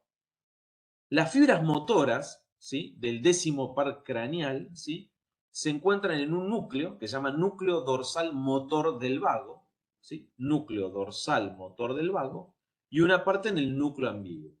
El núcleo ambiguo, que si ustedes repasan tronco van a ver que en la clase lo nombramos al núcleo ambiguo, se llama así porque el núcleo ambiguo es compartido entre el 9, el 10 y el 11, ¿sí? Entonces, el décimo par, ¿sí? Tiene núcleo motor en el núcleo motor dorsal del vago, específico de él, ¿sí? Y el núcleo ambiguo, que se lo comparte con el noveno par, ¿sí? Corta. Y les quiero mostrar, perdón, esto. En este dibujo ven que todas las vísceras, ¿sí?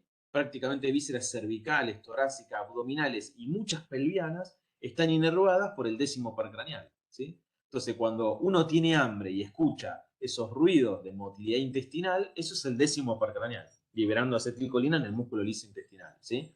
Y todo lo que es los estímulos sensitivos de las vísceras, los estímulos aferentes sensitivos del corazón, de los pulmones, de los bronquios, etc., está dado por el neumogástrico o vago, ¿sí?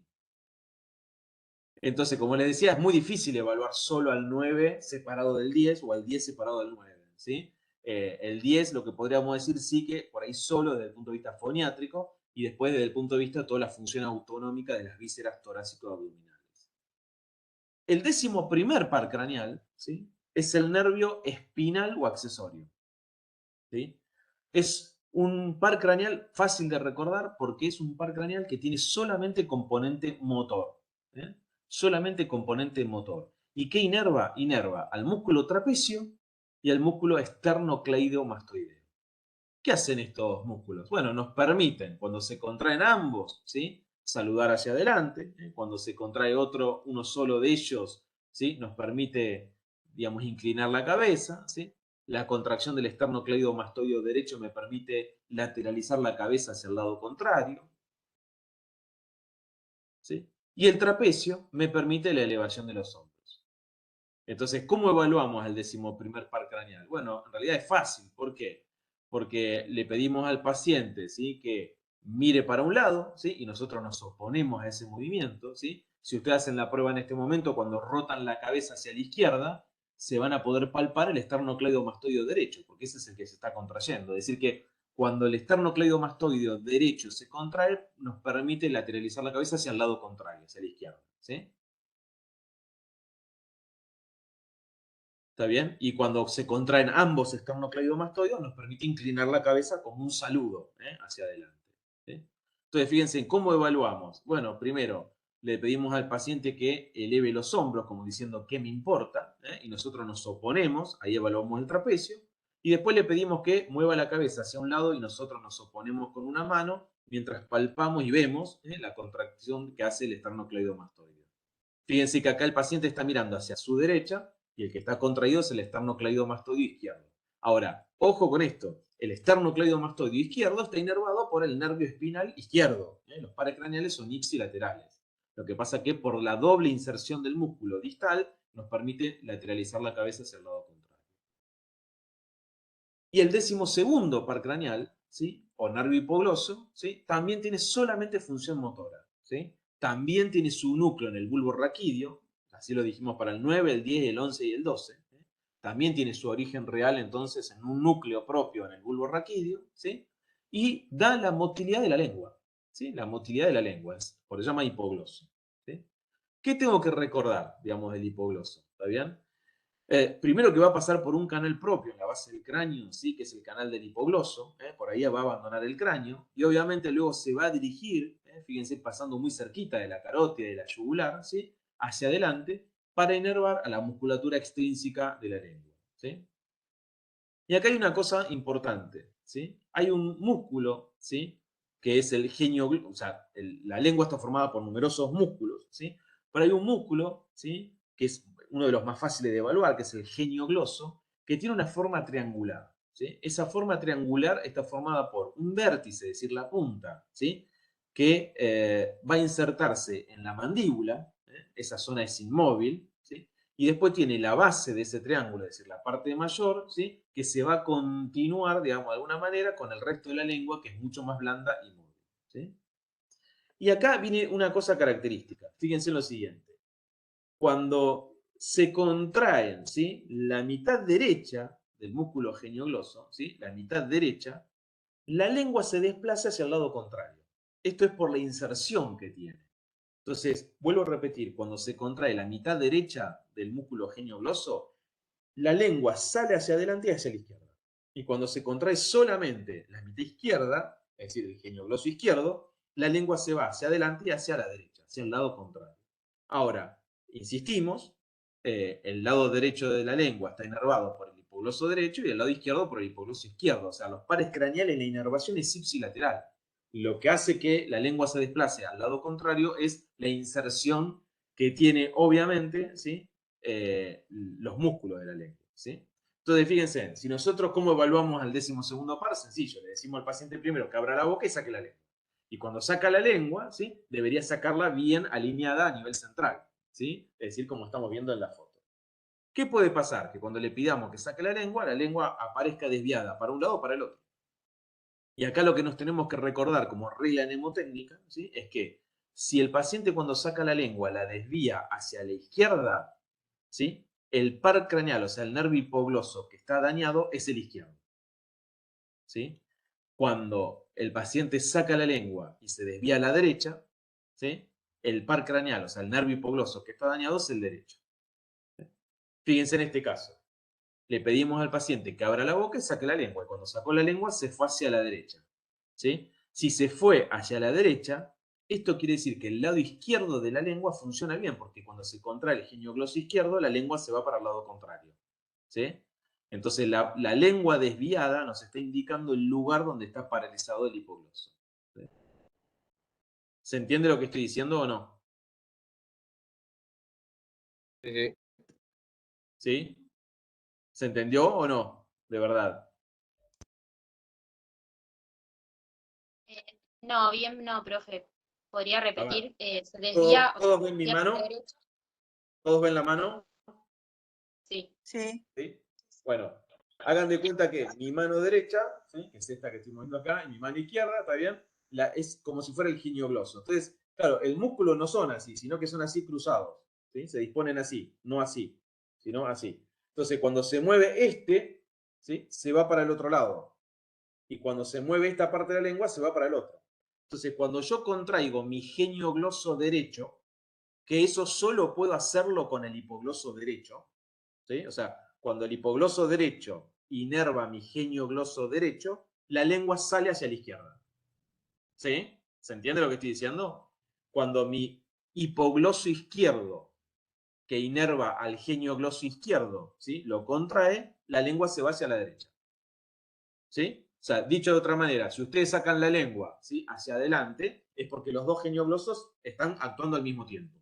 Ahora, si sacan la lengua y yo le pido a ustedes, mover la lengua para la izquierda, la única forma con la cual ustedes pueden mover la lengua hacia la izquierda es contrayendo la parte derecha de la lengua.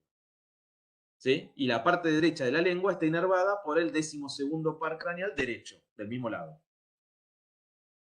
¿Vamos bien hasta acá? Esto quiere decir que entonces, si a mí se me paraliza el 12º par derecho, ¿sí?, no puedo inervar a la mitad derecha de la lengua. Entonces, cuando yo saque la lengua, la única que se contrae es el lado izquierdo. ¿Y a dónde lleva el lado izquierdo? Para la derecha.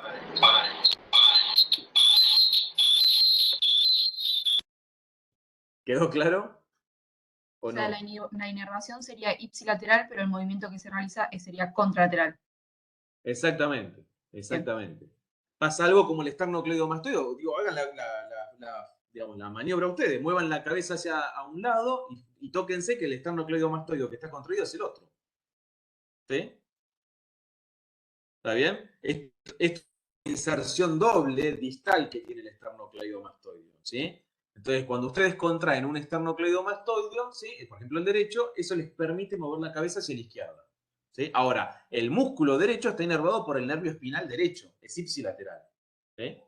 ¿Está bien? Eso tiene que quedar claro. ¿Está bien? Recuerden que los únicos pares craneales que se cruzan son el cuarto, ¿sí?, para el ojo, y una partecita del segundo par en el quiasma óptico. El resto son ipsilaterales. ¿Está bien?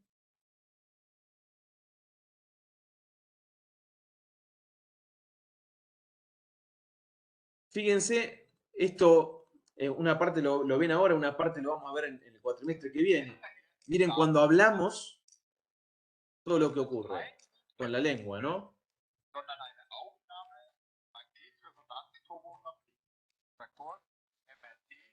Fíjense cómo se mueve parte de la fosa nasal, los labios, el paladar. Miren. Cómo asciende y desciende el hioides, la laringe. Esto quiere decir que cuando nosotros hacemos, ¿sí?, maniobras foniatorias, así como cuando veamos deglución, el cuatrimestre que viene, vamos a ver que hay muchos pares craneales que interactúan. Hay muchos pares craneales que interactúan para eso. Y acá yo siempre termino esta parte de la clase con un paciente que yo tuve. Fíjense, mi paciente, esto es un diagnóstico mío. Hola.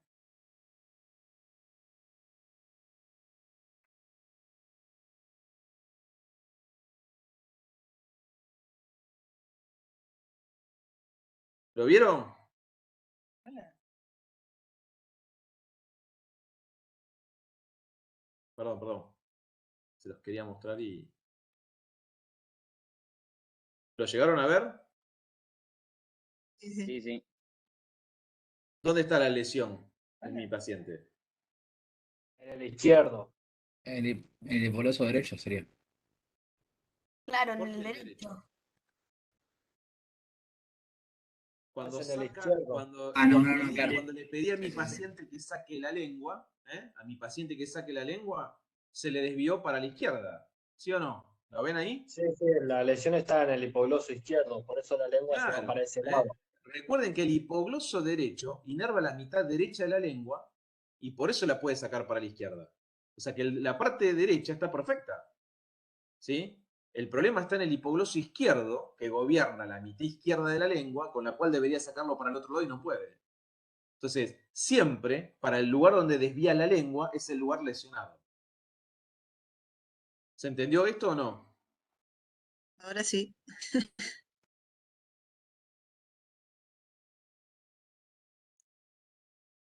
¿Sí? ¿Sí? ¿Quedó claro eso?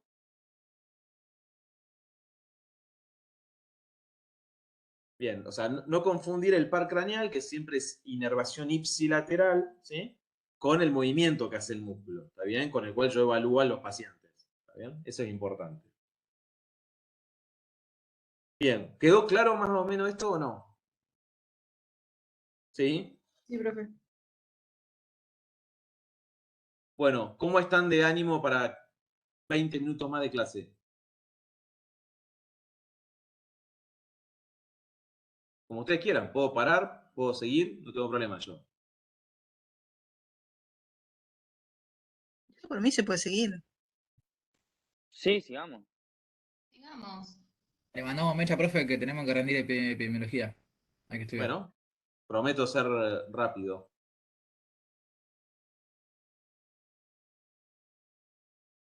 La estoy abriendo, perdonen.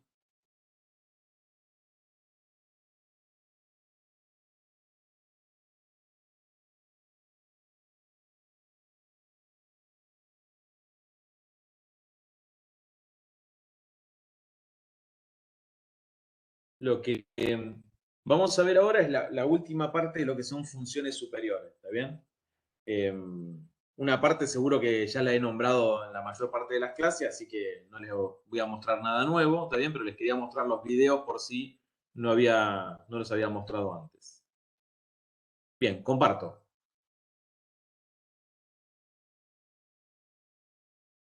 Esto no se los había mostrado, ¿no?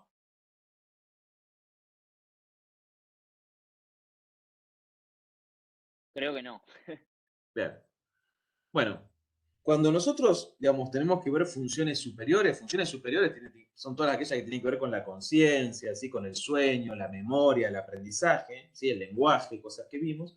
También tenemos que aprender, ¿sí? Algunas funciones superiores, un poco más difíciles, digamos, por ahí de entender, digamos, por todo lo que acabamos de ver en la cursada y por lo que uno intuye en los pacientes, pero cosas que ocurren y se les pueden presentar en la práctica, ¿sí? Nosotros, cuando hablamos de la corteza del cerebro, siempre hablamos de, primero, cortezas primarias, o sea, por ejemplo, corteza motora primaria, corteza sensitiva primaria. Después hay unas cortezas superiores, más superiores, donde está la mayor abstracción, que se llaman cortezas de asociación, ¿sí? Y cuando hablamos de corteza de asociación, están las cortezas de asociación unimodales, es decir, por ejemplo, de la sensación del tacto, ¿sí? O del olfato, o del gusto, o corteza de asociación polimodales, que son aquellas a las cuales llegan varias modalidades, ¿sí? Por ejemplo, la audición, el lenguaje, la comprensión del lenguaje, etc. O sea, diferentes modalidades. De las que yo me voy a referir ahora, ¿sí? En forma muy abreviada, son de estas últimas, de las cortezas de asociación polimodales, ¿sí? Esto no importa. Bien. Entonces les voy a presentar la primera de ellas, que es la corteza, ¿sí? De asociación parietal. Esa es la primera que vamos a ver, ¿sí? Corteza de asociación parietal. La corteza de asociación parietal se encarga, ¿sí? De prestar atención a los estímulos intra y extracorpóreos, ¿sí? Cuando decimos prestar atención, nos referimos a prestar atención en el sentido que lo entendemos, pero también algo más importante, que es dar existencia a los estímulos intra y extracorpóreos. Es decir, nuestra corteza de asociación parietal es la que nos da la posibilidad de existencia de todos los estímulos intra y extracorpóreos. Y desde hace mucho tiempo se sabe que, fíjense que nuestra corteza de asociación parietal izquierda, ¿sí? Que es esta que estoy marcando en el primer dibujo, ¿sí? Corteza de asociación parietal izquierda, ¿sí? Le da sentido, existencia y atención a todos los estímulos que provienen del lado derecho del campo visual, ¿sí? Cuando digo esto, no estoy hablando de la visión, por eso quería que entiendan esto en la última clase, ¿sí? No es un problema de visión, el aparato visual, la vía óptica están perfectas. Ahora, yo puedo ver algo y no darle existencia, ¿sí? Entonces, mi corteza de asociación parietal izquierda, ¿sí? Se encarga de prestar atención y dar existencia a todo lo que está en el hemicampo visual derecho. Y mi corteza de asociación parietal derecha se encarga de prestar atención y dar existencia a todo lo que está en el hemicampo visual derecho y al izquierdo, es decir, a todo. Por eso, ¿sí? Cuando yo tengo una lesión, ¿sí? Una lesión en el hemisferio izquierdo, o sea, en la corteza parietal izquierda, no hay problema. ¿Por qué? Porque si yo tengo una lesión en la corteza parietal izquierda, ¿sí? Si bien es una zona que le da atención al hemicampo visual derecho, esa zona queda cubierta por la corteza parietal derecha. En cambio, como ustedes ven en este dibujo, si yo lesionara la corteza la corteza parietal derecha, ¿sí? No solo dejaría de prestarle atención a la parte derecha, que no habría problema porque eso lo cubre la izquierda, sino que acá tenemos un problema. todo lo que está a mi izquierda, ¿sí? A la izquierda de mi espacio visual o de mi espacio intrapersonal, no tiene nadie más que le dé atención y existencia. Entonces, cuando yo tengo una lesión de la corteza parietal derecha, se produce un síndrome que se llama síndrome de heminegación o neglect, que así se llama en inglés, ¿sí? Algunos lo llaman negligencia, pero en realidad sería correcto decir de desatención o de heminegación de la parte izquierda. Entonces, fíjense qué ocurre con estos pacientes, ¿sí? Lesión de la corteza parietal, de asociación parietal derecha. Le decimos, dibuje el gato, ¿sí? Como lo tienen ustedes acá, y dibuja la mitad del gato. Pero todo lo que está, ¿sí? A la izquierda no lo dibuja. O sea, no le da existencia. Le decimos, dibuja la casita, y dibuja la mitad derecha de la casa. La izquierda no la dibuja. ¿Por qué? Porque para él no existe. ¿Sí? La ve, su aparato visual está intacto, pero no hay existencia de esta zona. Cuando le damos un papel con palotes, ¿sí? Y le decimos, cruza cada uno de los palos con otro, fíjense que los únicos que cruzan son todos los palotes que están a la derecha. Los del lado izquierdo no los cruzan. ¿Sí? Y fíjense, cuando se afeita de un lado, esto es imagen en espejo, ¿no? Obviamente. Se afeita de un lado y se afeita solo la mitad de la cara. Le pedimos que haga el reloj, el dibujo del reloj, y solo dibuja la mitad. Lo mismo con la flor, ¿sí? Y si le diéramos un plato de comer, come solo la mitad derecha y la mitad izquierda lo deja entero, ¿sí? Porque niega la existencia. Si nosotros le damos vuelta el plato, come todo el lado derecho. ¿Se entendió esto o no? ¿Sí? ¿Se entiende o no lo que estoy diciendo? Profe, ¿cómo era el nombre del síndrome? Ahí lo van a ver, se llama heminegación, ¿sí? O heminegligencia, que está muy mal llamarlo así, ¿sí? Sería un síndrome de desatención o heminegación. Y solo se produce cuando hay lesión de la corteza de asociación parietal derecha. ¿Está bien? ¿A qué no le presto más atención? A todo mi espacio intrapersonal y extrapersonal izquierdo.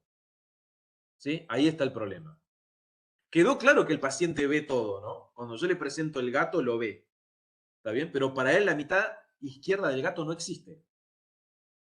¿Está bien? ¿Cómo sé, digamos, que lo está viendo? Bueno, hoy lo sé por estudio, pero ¿cómo podría saberlo mejor? Porque esto le pasa también, ¿sí? Cuando apelamos a su memoria. Si al paciente, ¿sí? Que tiene una lesión de la corteza parietal derecha, le decimos, hace de cuenta, supongamos que está internado en el hospital, y le decimos, hace de cuenta que vas a entrar a tu casa como todos los días, ¿no? Contame, ¿sí? Cómo es tu casa, nos cuenta la mitad derecha, niega la existencia del lado izquierdo. ¿Me siguen lo que estoy diciendo o no? ¿Sí? Ahora, le decimos al paciente, che, hace de cuenta que estás en el fondo de tu casa y que querés salir. ¿Se entiende? Lo dimos vuelta al paciente mentalmente. Ahora el paciente empieza a contarnos todo lo que está a la izquierda que antes nos negaba. ¿Se entiende lo que estoy diciendo? O sea, y niega lo otro, niega lo izquierdo y lo derecho está bien. ¿Sí? Esto se supo porque hay un paciente famoso también que estando internado se le pidió que recordara, por ejemplo, un lugar de su infancia donde jugaba. ¿Sí? Entonces le decía, háblame de ese lugar, y ese lugar era en la plaza de Milán, al frente hay un duomo, y él tenía que describir el duomo, ¿no? Ubicado como si estuviera en la plaza donde jugaba. Y lo que describía era siempre lo que estaba a la derecha, lo que estaba a la izquierda lo negaba. Luego se le pidió al paciente, contame cómo se ve el duomo, pero si vos te pusieras atrás, ¿sí? Atrás. Y el paciente, al ponerse atrás, ¿sí? De nuevo, ahora contaba lo que está a la derecha, ¿sí? Es decir, lo que antes negaba, ahora le da existencia, ¿sí? Pero ahora empieza a negar lo que está a la izquierda, con su pensamiento. Es decir, que también tiene un problema, no solo para el estímulo externo, sino para su espacio intrapersonal de conocimiento. Consulta. Te escucho. Sí. ¿Y cómo opera eso en el paciente, digamos, en el momento que se da vuelta y empieza a reconocer todo lo que no reconoció? ¿Él recuerda, digamos, que del otro lado vio cosas distintas y genera como alguna especie de... Puede recordarlo, por supuesto, puede recordarlo. Claro. Sí, perfectamente. Perfectamente. Profesor. Este es el dibujo de lo que les conté. Y déjenme mostrarle lo que ocurre con la paciente. Fíjense esta paciente.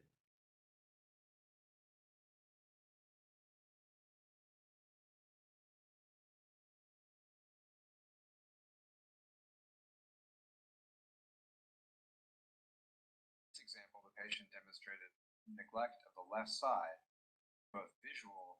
Okay, whose hand is this? Okay. How about this? What is this?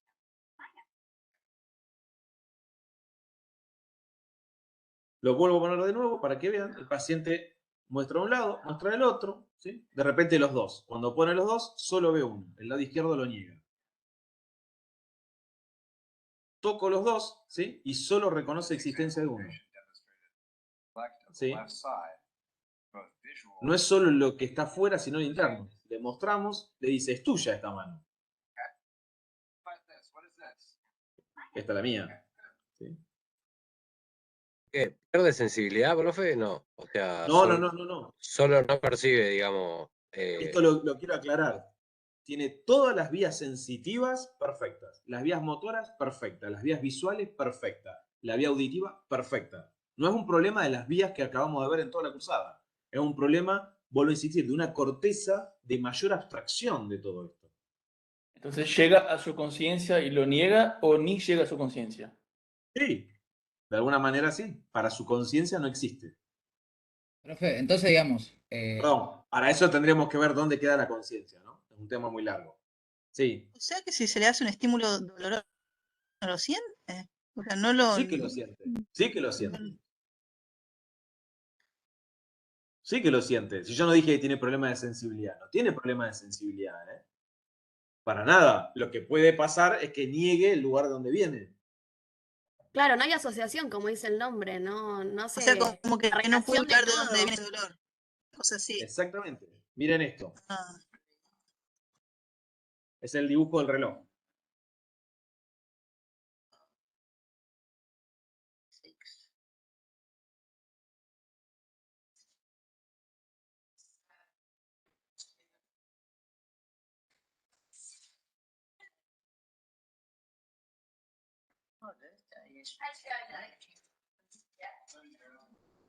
Fíjense, la consigna es dibujar un reloj con todas las horas. ¿Está bien? ¿Las dibujó? Sí, todas, pero de un lado. ¿Está bien? Solo de un lado. Profe, ¿y esto Y es miren en este el paciente. lóbulo Esperen, parietal? miren este video. Miren este video, a ver si les responde algunas preguntas también.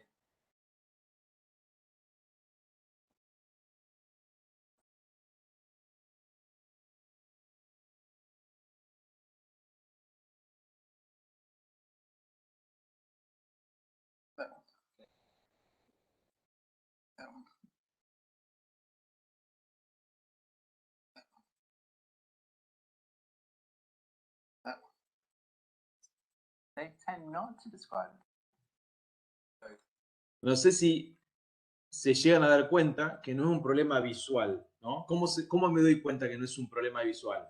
Porque cuando le muestro un dedo, ¿no? El que está a la derecha lo marca perfectamente, el que está a la izquierda lo niega. Uno podría decir, bueno, pero por ahí tiene una hemianopsia, no ve del lado izquierdo. Lo acerca, ¿no? Y lo empieza a ver. Bueno, uno puede decir, está bien, pero no ve el lado izquierdo. Sin embargo, los dos en un mismo lugar, ¿se entiende? Los dos dedos en un mismo lugar, cerquita, cuando los hace los dos a la vez, ve el derecho y no el izquierdo. Cuando digo ve, significa darle existencia. Niega la existencia de uno de los dos estímulos. ¿Cuál? El izquierdo. ¿Sí? Vuelvo a insistir, para uno por ahí es difícil de entender, ¿está bien? Pero el paciente tiene la visión intacta, la sensibilidad intacta, la audición, todo está intacto, pero acabamos de lesionar un área cerebral que se llama corteza de asociación de múltiples estudios, ¿sí? De estímulos, perdón, ¿está bien? Que son las últimas cortezas que siempre están evolucionando, que se mielinizan tardíamente, ¿está bien? Que siempre están en continuo aprendizaje, con mucha plasticidad sináptica, etc.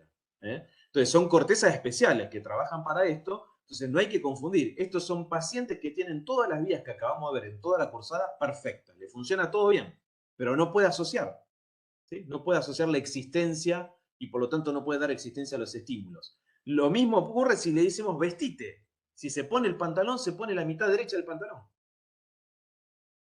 Es así. Le damos una camisa, se viste del lado derecho. ¿Por qué? Porque el lado izquierdo para él no es de él, es de otro. ¿Sí? Profe, y digamos, si la persona, no sé, va caminando, ¿no? Y llega un estímulo de trauma, supongamos, del lado izquierdo, ¿lo va a saber esquivar o no? No, probablemente que no. O sea, Claro. que no tiene existencia, pero lo que quiero insistir con esto es que no es un problema visual. No, no, por eso. ¿Sí? No es un problema visual. ¿Cómo sé que no es un problema visual? Vuelvo a insistir, porque si lo das vuelta, reconoce lo que antes no reconocía. ¿Está bien? Incluso con la mente puede hacer eso. Profe, ¿y se sabe en qué parte del lóbulo parietal está? Sí, es toda una se llama corteza de asociación parietal derecha, ¿está bien? Que abarca todo un territorio bastante grande entre lo que es la circunvolución parietal ascendente, perdón, la circunvolución parietal superior e inferior más posterior, por así decirlo. Sí, es una región amplia. ¿Sí? Bien, profe, gracias. ¿Sí? Las causas pueden ser múltiples. Puede ser una isquemia, un traumatismo, un tumor, pueden ser varias. ¿Sí? Las causas. Claro, profe, yo le iba a preguntar eso, ¿cómo, o sea, el paciente vendría a consultar porque no ve o por qué sería, o te das cuenta cuando le haces una prueba neurológica que tendría eso? No, generalmente los pacientes vienen porque tienen otro tipo de lesiones o porque están paralizados, tienen pérdida de la sensibilidad porque afectan otras estructuras, ¿sí? Y uno descubre esto, ¿sí? Algunos pacientes pueden tener tumores en esa región, en la corteza parietal de asociación, y presentarse directamente con un síndrome de minegación. ¿Está bien? Como alguno de lo que ustedes vieron acá, ¿está bien? O un paciente que hace un ACV isquémico, tiene problemas para mover una parte del brazo y también este síndrome recupera el brazo, pero no recupera esto. ¿Sí? Entonces hay diferentes causas, ¿está bien? Y obviamente, como siempre, hay diferentes tipos, ¿no? Está el más puro, el más extremo, hasta aquel que tiene negación para algunas cosas y no para otras, ¿está bien? ¿Sí? Pero lo que hay que entender acá, insisto, es que todos sus sistemas sensoriales y las cortezas primarias están perfectas, funciona todo bien. ¿Sí? ¿Vamos hasta acá o no? Bien. Otro ejemplo más. La otra corteza de asociación importante que tenemos es la temporal. La corteza de asociación temporal se encarga de interpretar y reconocer los estímulos. Es decir, no es que le da existencia como la anterior le daba existencia, existe o no existe para mí, ¿está bien? Esta interpreta eso y reconoce el estímulo, ¿sí? Entonces, una de las funciones principales de esta corteza temporal es reconocer e identificar los estímulos a los que le prestamos atención, ¿sí? Entonces, fíjense acá, ¿qué es lo que están viendo ustedes acá, a la izquierda?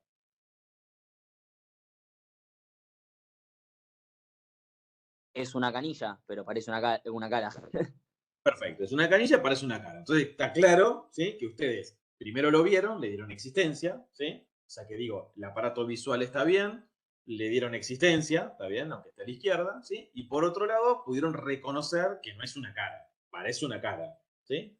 Eso lo hace la corteza de asociación temporal.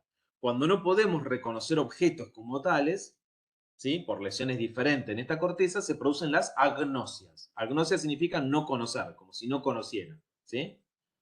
Entonces, el daño en cualquiera de los lóbulos temporales provoca trastorno en el reconocimiento o en la identificación o en la denominación de los objetos.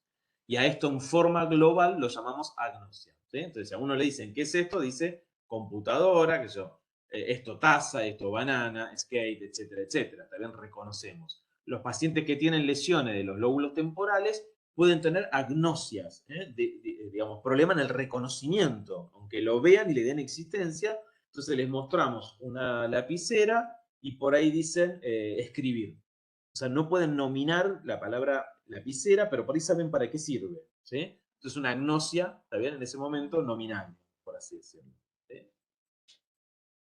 ¿Se entiende lo que estoy diciendo o no? Un tipo especial de agnosia es la prosopoagnosia, o sea, la dificultad en reconocer rostro, ¿sí? Y la prosopoagnosia sabemos que en general hay una corteza llamada corteza piriforme, corteza fusiforme, digamos, en la parte inferior del lóbulo temporal, ¿sí? Que se encarga del reconocimiento de rostros, ¿sí? Reconocimiento de rostros, ¿está bien? Cuando tenemos una lesión específica en esta región, ¿cómo reconocemos a las personas? Y por el corte de cabello, por la forma de caminar, por el tono de voz, por un lunar, pero el rostro en sí no lo reconocemos y eso se llama prosopoagnosia, ¿sí? Fíjense, les traje un video también When Terry looks at these slides of famous faces, she can't recognize them, although other cues like hairstyle prompt a guess.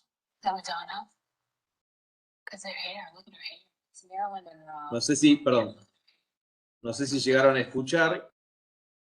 Bueno, obviamente es Marilyn Monroe, ¿sí? Y ella dice Madonna por el cabello, por el corte de cabello. Is that Madonna? Because her hair, look at her hair. It's Marilyn Monroe. Oh. Marilyn Monroe, ¿no? Le dice la América. Can't tell the Fíjense, bueno, este es para los que no saben, los que son más jóvenes, de Bruce Springsteen, ¿sí? that is. No, No lo reconoce. they said Bruce Springsteen. Para un norteamericano no reconocer a Bruce Springsteen, ¿sí? Es como no reconocer a los Simpsons, digamos, por así decirlo, así que... When I can't tell who that is. No. I said Bruce Springsteen. It's not Bruce Springsteen, is it? How you say that? Y fíjense lo que viene. She looked all familiar to me.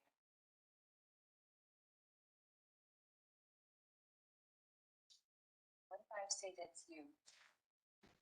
I better not be named. It is.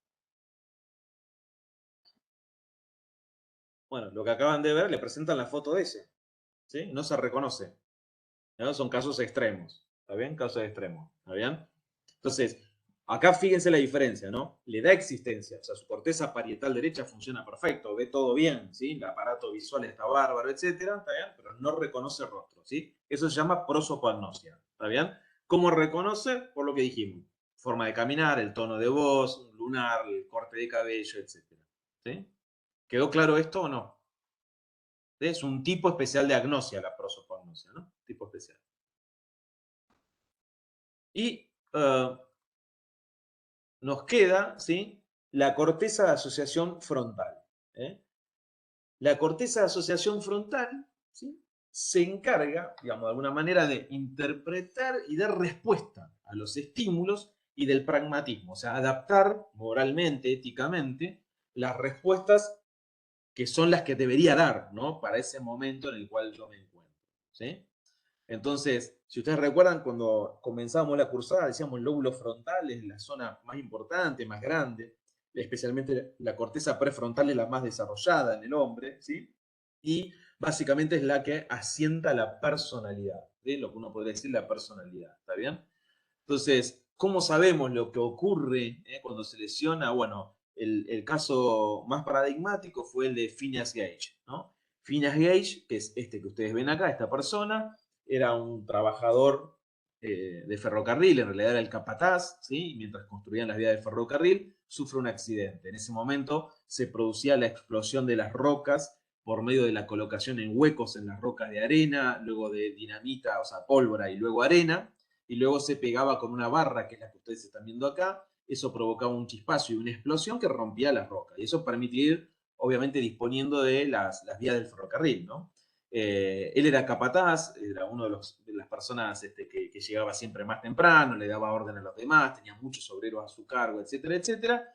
Un día, por un error, se produce una explosión, la barra le penetra en su cráneo, ¿sí? Fíjense, atraviesa la órbita y el lóbulo frontal. Es arrastrado unos cuantos metros, sobrevive a esta situación, se infecta, pero después luego sobrevive. Y fíjense que lo que ocurrió un tiempo después de producido este evento, ¿sí? Es que empezó primero a faltar al trabajo, ¿sí? A orinar en el trabajo en cualquier lugar, a decirle barbaridades a los obreros, barbaridades a las mujeres, ¿está bien? Es decir, se comportaba como una persona que ya no tenía conducta, pragmatismo, ¿sí? Había perdido su personalidad, ¿sí? Y a partir de este caso de Phineas Gage, donde se descubre que el lóbulo frontal tiene una importancia vital en la instancia de lo que Freud llamaría la instancia adjudicativa, en el super yo, ¿sí? En esa instancia adjudicativa del super yo que le pone freno al helio, diría Arieta, ¿no? La profe. Entonces, ahí nosotros los neurofisiólogos decimos, ahí está el super yo, en el lóbulo frontal, en ambos lóbulos frontales, y una de las cosas que sucede, esto después se vio con muchos pacientes que tienen lesiones tumorales en los lóbulos frontales, donde empiezan a tener grandes problemas de convivencia, etc. Phineas Gage sobrevive a todo esto, imagínense, pero pierde su trabajo, porque se volvió una persona completamente vaga, inmoral, etc. Pasó por múltiples trabajos, lo echaron, viajó a Chile, vivió en Chile un tiempo, trabajó en 3 o 4 trabajos en Chile, lo echaron de todos lados, finalmente volvió a Estados Unidos, murió, y después su cerebro fue rescatado mucho tiempo después. Ahí había, como siempre, médicos dispuestos a estudiar ese cerebro.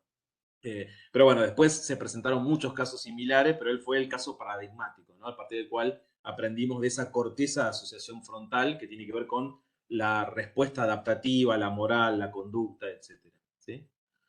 Bueno, esto es lo que yo les quería mostrar, ¿sí? Porque para que vean, digo, lo interesante, por un lado, devastador, ¿no? Para los pacientes, por supuesto, pero lo interesante, digo, que es el cerebro. Hay muchísimas cosas todavía por entender de cómo construimos nosotros ese cerebro, ¿no? De cómo lo vamos construyendo con nuestra experiencia y todo lo que todavía tenemos para aprender.